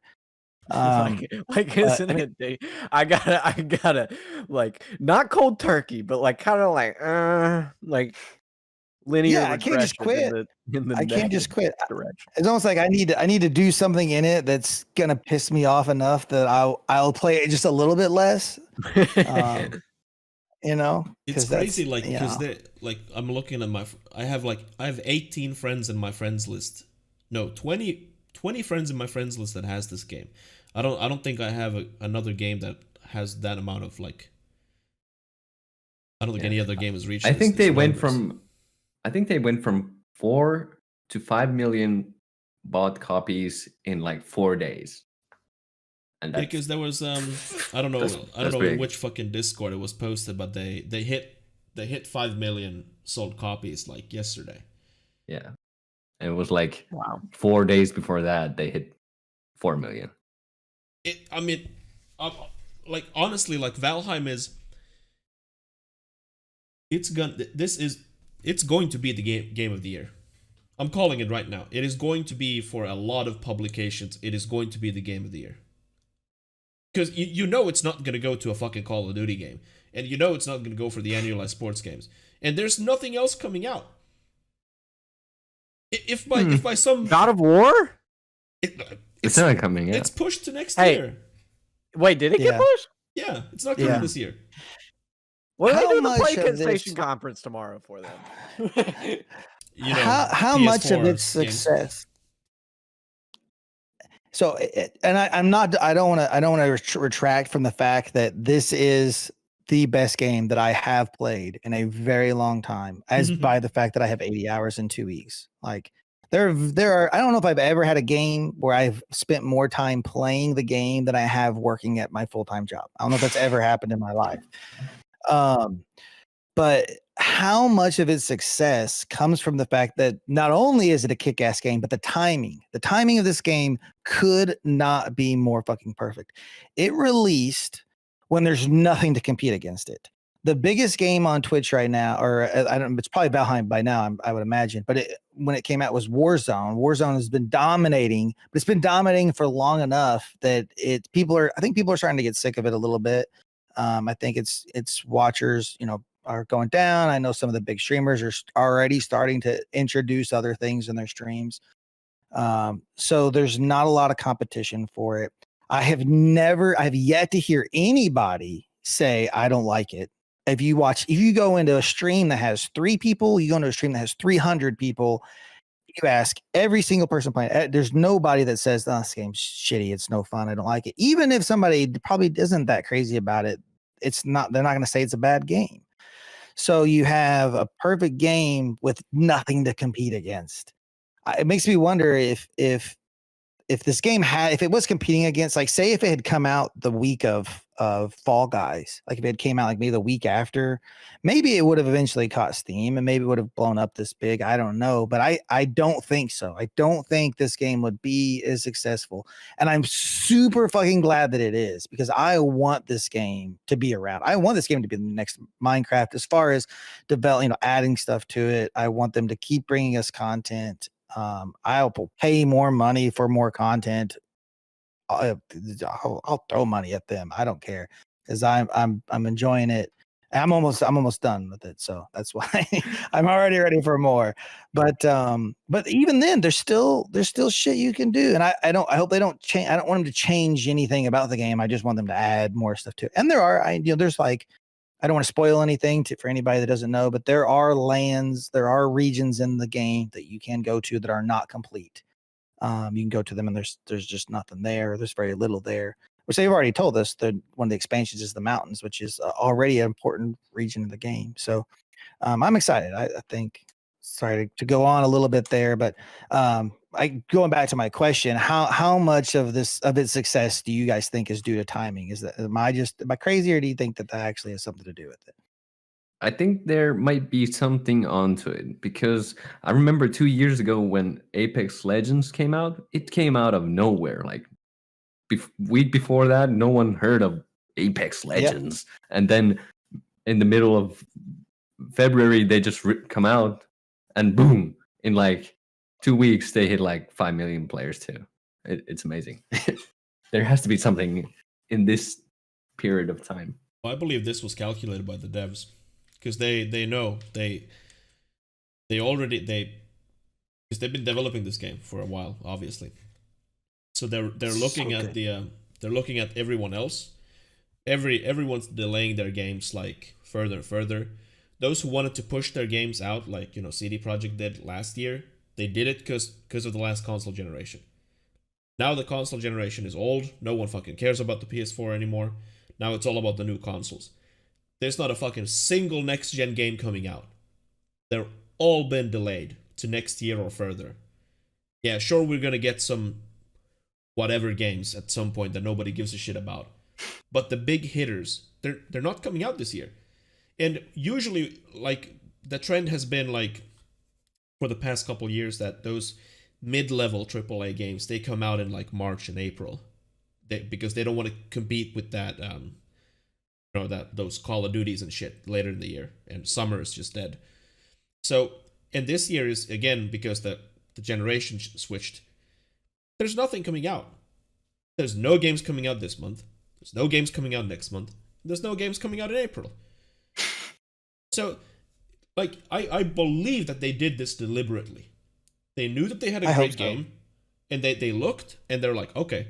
Let's let people cool down after the, Christmas. Let's not do it January, but let's hit hard on February. And boom. Fucking 3 weeks. It is early access, right? Oh, yeah. Yeah. But this is probably one of the best early game. access games ever put out. Yeah, so they probably just worked on it until they had a playable build, however long ago. And then they were just like, when you keep working on it because it's not done, it's early access. And then you're like, okay, when the time's right, it's playable. Just boom it out. It's early access. We keep working on it, right? But they gotta regret that $16 price tag because I know I would. Bro, I don't they've think made I don't millions. think so. Still, I don't. imagine if they had like $60. Well, it wouldn't be this popular. You can't. Yeah, you can't think Wouldn't like be that. popular. Honestly, like in business. No. That is true. It wouldn't be this popular, and it wouldn't have gained the. So here's the flip side of that. You said think about how much money they made. They spent, as far as I can tell, zero on advertising. Maybe they've spent some money somewhere, but a lot of these big games they'll throw money at streamers. Whether or not Fall Guys did, I would find it extremely hard to believe that they did not at least get some, from somewhere. Whether probably wasn't them, the publisher. But Valheim doesn't have a publisher. They don't have anybody else that they're beholden to. They don't, as far as I can tell, they've not used any money on advertising. They've not paid any streamers, which is why you don't see a lot of the really, really big streamers playing it because they don't need to pay people to advertise. They have this kick-ass game. So they've saved a lot of money, for a game that even $30. A game that costs $30, their ROI on the game is they're going to have to sell a lot more copies to get their money back versus a game like Valheim. And it's just Tummel, I hope you're right, man, because that means that they are some really smart fucking dudes, and they seem like to make a game this phenomenal, so flushed out. I've only found one bug in the whole game, and you log out, you log back in, it's fixed. It's just a nuisance. You sometimes pick shit up and it won't be there. Like you can't pick it up. You log out, log in, and it's fixed. This is literally the only bug I found. And 80 hours of play, and I've only got one big thing left to do. So sorry, and it's your fault, Tom. You're the one that you were talking about this game, and I was like, I gotta go. My buddy texted me the next day. He's like, "Hey, man, some guys want to play this Valheim game. Have you heard of it?" And I was like, yeah, I have heard of it, as a matter of fact. And it's been my life. I think that's how most of the advertising's done. It's like, hey, we got buds that like this cool new game, and that's when multiplayers like hit that sweet spot, like we were talking about with like Tomb Raider. It's like maybe they get money if you get a couple buddies that want to play the multiplayer mode, but like that's how I heard about Valheim. It's like the first time I heard about Valheim, because I didn't hear about it coming out or anything, was my pest control guy came over here. I think I said this last time, to check on termites. saw my computer. I was like, "You play video games?" And I was like, "Yeah." He's like, "Have you heard of Valheim?" And it's like, oh, you're a walking advertisement. But that's how it was. And then I go on the podcast like the next day, and Tom's like, "All right, guys, we're talking about this game called Valheim." I was like, "Ugh." So like that's all the ads you need. It is the greatest game ever made. Also to so Valheim does have a publisher called they do? called Coffee Stain, who also publish games like Deep Rock Galactic and Satisfactory. It is developed by a studio called Iron Gate. Is a Swedish developer, I'm assuming, because they are Iron Gate AB. AB stands for Aktiebolag, which is a stock company. I'm having a deja vu. Yeah, I think I said the exact same thing 2 weeks ago. Yeah. Oh, my bad. Actually, now that you say that, which is sad because I've played both Deep Rock Galactic and Satisfactory, and they're both also really, really good games. Yeah, Satisfactory. I recommend them really both. nice. Yeah, I mean, Coffee Stain, like I'm commending Coffee Stain for picking up projects to publish that are really, really beloved by people. I played a little bit of Deep Rock with North. We didn't get too super deep into it. I still don't really understand why it's so highly rated by players. Probably should play more of it. I've played Satisfactory, some early builds on the Epic Store with Trevor and not this Trevor, the older Trevor, and with Sully. Every time, yeah. And we'll play a game one day, Tom. Yeah, we will, yeah. And like Sully specifically, or especially Sully, he fucking loves these games. He put like 1 million hours into Satisfactory, and he's up in some 100-something hours on Valheim right now. And I mean, this is his jam. That this is what he fucking loves. I wish all the best for Iron Gate Studios. I truly hope that they can keep the momentum. I think this is a staple boy or staple game for how to do early access right, at least thus far. You know, have a game that is not complete, but they have the content there, not like a broken ass asset flip shitty fucking game. And I know that they've laid out some sort of roadmap. It's a little vague in my opinion, but honestly, with the game that they have at their hand, I don't give a shit. They are phenomenal job. Fucking phenomenal job. And yeah, 5 million copies sold in under a month. There's big AAA budget studios that fucking would salivate for this shit. Yeah, let's get the Tetris numbers. Man, things with blocks, am I right? Yeah. The if Valheim is the next Minecraft, I don't really know. I think they have a little bit of a road ahead to reach that point. Minecraft's selling point and strength and why it has such longevity is its sandbox-ness of it. And I don't think Valheim is there yet. They need way more sandbox elements in the game to reach that thing. Yeah, that's why I was a little bit hasty jumping on to the Valheim train, because first of all, I'm scared that people are just gonna stop playing it like every other game, and if it's complete enough, because if I played like 10 hours and that's it, and I don't see how it's gonna like continue or see how it's gonna be in the future, so I just don't want to waste that time into a mediocre game. But I've opened my eyes. I can see it's amazing, and I want to play it. I think if you rushed the game as fast as you could and you tried to go through like as little grinding as possible, maybe if you look stuff up and you know the secrets, then you might be able to go faster. But even then, I just don't see how you could get less than 20 hours out of the game. I don't see how. I mean, there are people that are going to speedrun this game for in half that in no time. Probably people are going to speed run it in a couple of hours.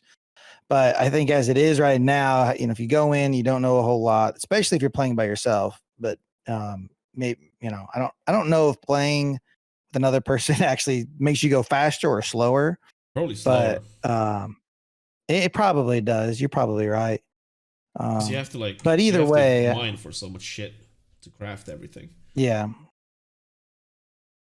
You're getting 20 hours out of it for sure. I mean, I I have 80 hours and we haven't played through all the content yet, but there's been a lot of time of just, playing with a group of people and dicking around, just sailing around and singing sea shanties. Wait, you can do that?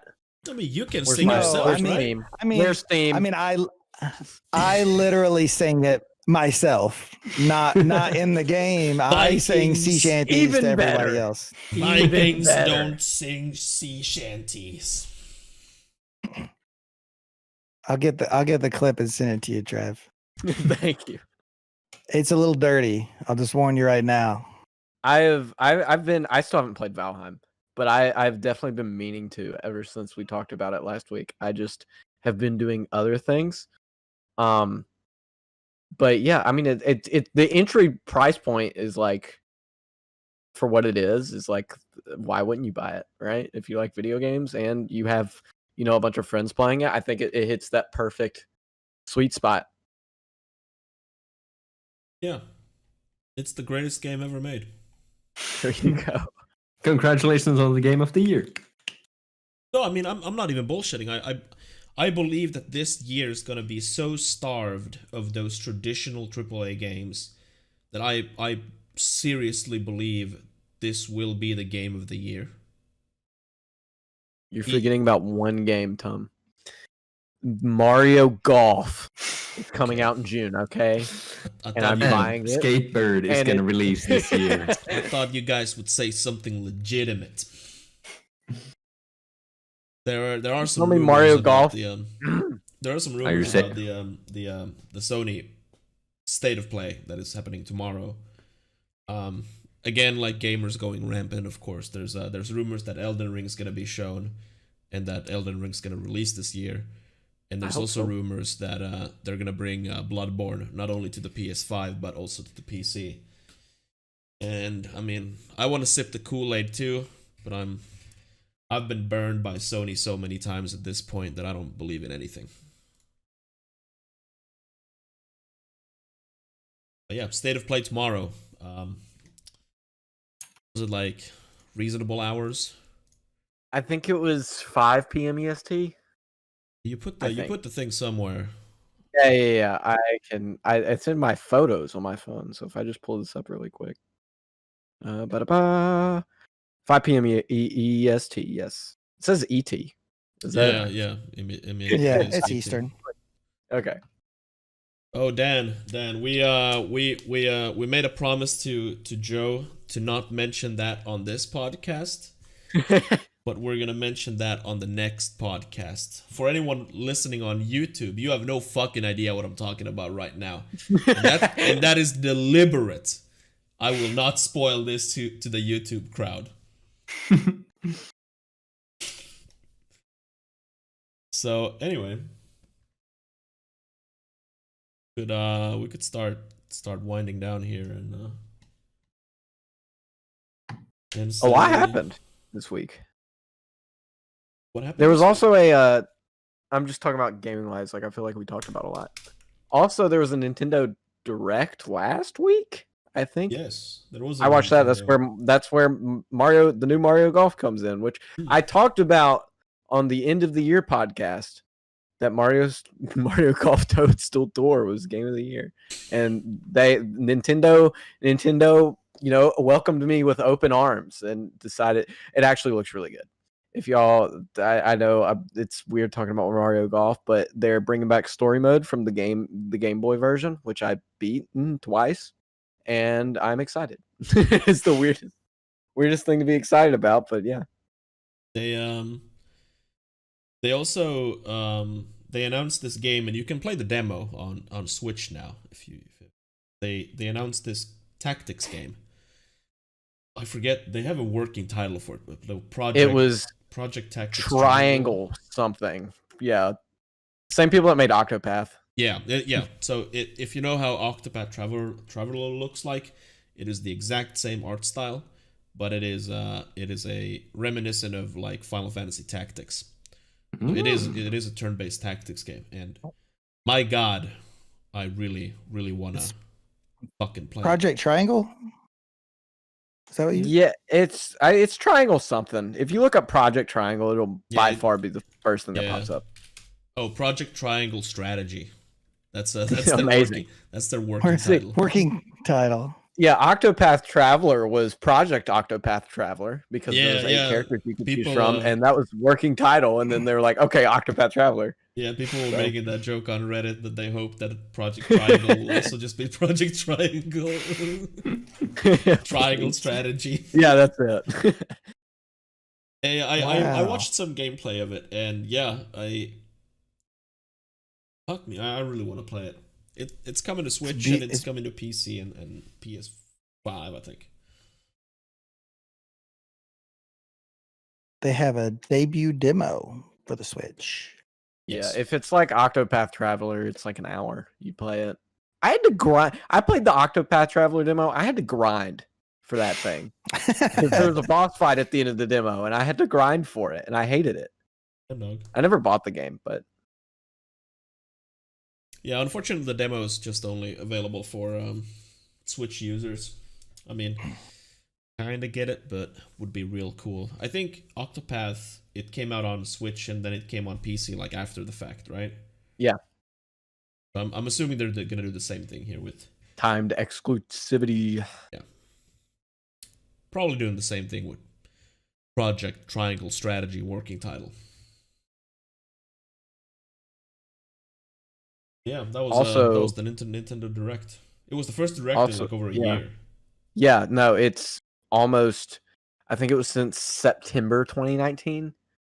Because yes, I think so. Because I watch. I'm a big Smash guy, like esports Smash guy. So I watch all those to get the new Smash DLC stuff, which they announced Pyra from Xenoblade Chronicles. If anyone's ever played that, I haven't. But Pyra and Mithra. But yeah, it's been forever. They did minis all through last year and then up to now, where they were like 20 minutes long, and it was just a bunch of indie games. But and then one thing. They also had I don't know the dude's name, but I think it's the director of Breath of the Wild 2, and I enjoyed the little bit he made when you guys are all waiting for news on Breath of the Wild 2. And the news is there is no news.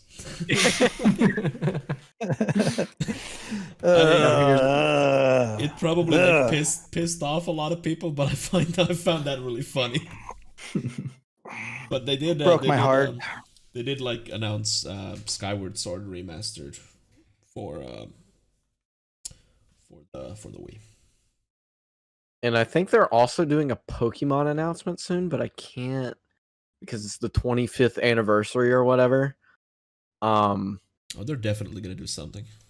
Yeah, I grew up on three more days according to Twitter, Pokemon Twitter. Pokemon Day is 3 days away, so probably getting something in that regard. Hopefully Diamond and Pearl remakes, because it's the first Pokemon game I grew up with. So I mean, probably Diamond and Pearl. Yep. Those are bangers. Those were the first ones that came out on the DS when that came out. So 2006, 5? No. It was a little later, I think. DS came out then. I think Diamond and Pearl probably came out in like 2008. I'm so guessing right now. Which is weird because I have a computer right here. But let's see. Yeah, 2006, September 2028. A Diamond was 2006? Yeah, I mean I didn't buy things on day one when I was 6, so I guess that's why my yeah. Sense. A lot of announcements though, but announcements for next year apparently, because the only game that's going to come out is Valheim. Yeah, I mean, I'm always looking forward for E3. If we're ever gonna get another E3. But yeah, this year will be pretty starved for at least big budget video games. So it is a great fucking time to put out like a shitload of indies. Anywho, watching everyone. It says this has been the Pantsless Podcast. Hell yeah, and we will be back next month. The second Wednesdays, 11th, I think. 10th. The 10th, 10th? yeah. Oh, Yeah. Mario Day. Let's go. Oh, is that Mario Day? Yeah, Oh. March 10th. Damn, dude. But so that'll. Well, thanks for having me on, guys. I Great to appreciate have you the Yeah, thanks for Yeah. being. Yeah, Nate having over me here along is for the ride. Nate over here is gonna be like kind of a supporting character, much like Dan Carnett is. We have our core four, but then we have our substitute players come in when other people can't be here, so that we can as much as possible retain like a four people setup on each podcast, not counting obviously the year-end episode or a potential E3 party episode, which I mean last year we didn't do that, right?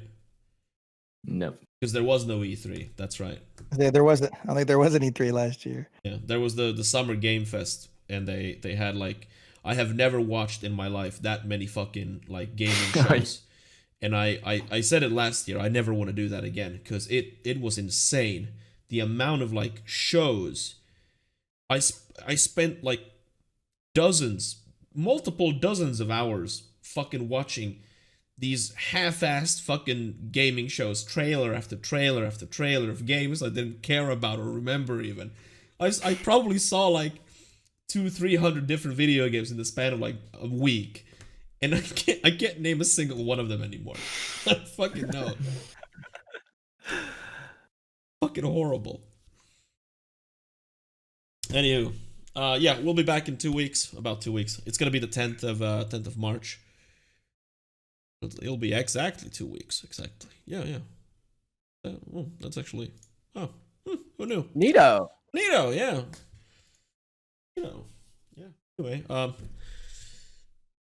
thanks, Nate, for being here, and we'll probably see you in Thanks the for future. having me. If Where anybody- can we if find anybody- you? So as of yeah. today, it is I'm technically Night and Hail. But you can find me everywhere else as Achilles Star. And this exact time next week, my Twitch will be Achilles Star. So just look for Achilles Star. You wonder why you can't find me today. I felt like I needed to explain myself. You'll find me wherever. Twitch is the last time. Oh, same here. Yeah. And that's Trev Dog. Yeah. Thanks again. I'm somewhere on the screen. I don't know where Yeah. exactly. I think you're, Let me look. You're right Top there. right. I'm above you. I'm above. Yeah. Oh, There you look go. at Wrong way. Wait. Point the other way. Point the other way. that. Nate? This way. Oh, this Yeah. way. Yeah. No, yeah. There you go. There you go. There you go. I think I'm streaming tomorrow. I'm not sure. I want to watch. I'm definitely watching the PlayStation thing, but I might stream it. I don't know. Y'all know me. I do things. Sometimes I don't. Those Yeah, are the I two options. mostly don't do things. Other than Tarkov. I'll continue Final Fantasy 12 on my channel at some point. I don't fucking know. Probably not tomorrow. I promise North I'll play Valheim. And I won't stream Valheim. And then I'm going back to work again, so who knows when I'll stream. All right. Cool. You better get back to it, Tim, though, because I watched while I'm at work, and it's been a boring week. So I need you to come on. I need you to come on back. It's exhausting When to you're work ready. first and then like start streaming. Today I had like a fucking 10-hour shift and then it's like I eat and then we do the podcast, so I'm fucking beat. What'd you eat? I ate This SpaghettiOs. podcast never ends. It's not SpaghettiOs. I ate macaroni and not minced meat. Jauheliha in Finnish. Not cheese? No, I don't put cheese in that. Macaroni and cheese? Oh. Oh, it's what's fucking jauheliha in English? Isn't it minced meat? No, it's not minced meat. It's ground beef. That's it. Ground beef? Oh yeah, ground Oh, beef. that's I love. So wait, hold on. You do mac and ground beef, but you don't put in the cheese. No, I put I tomato know sauce. cheese. Tomato sauce. So it's Yeah. it's more like an Italian. I pasta. got you. Yeah, it's Macaroni more and healthy. spaghetti. I put ground beef in my mac and cheese all the time. It is amazing. Well, I mean, I'm not I didn't- disgusting, so. That's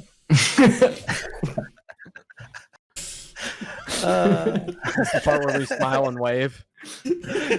Is it time for we'll be back in 2 weeks. Smile and wave, boys. Smile and wave. Thanks for watching. Bye.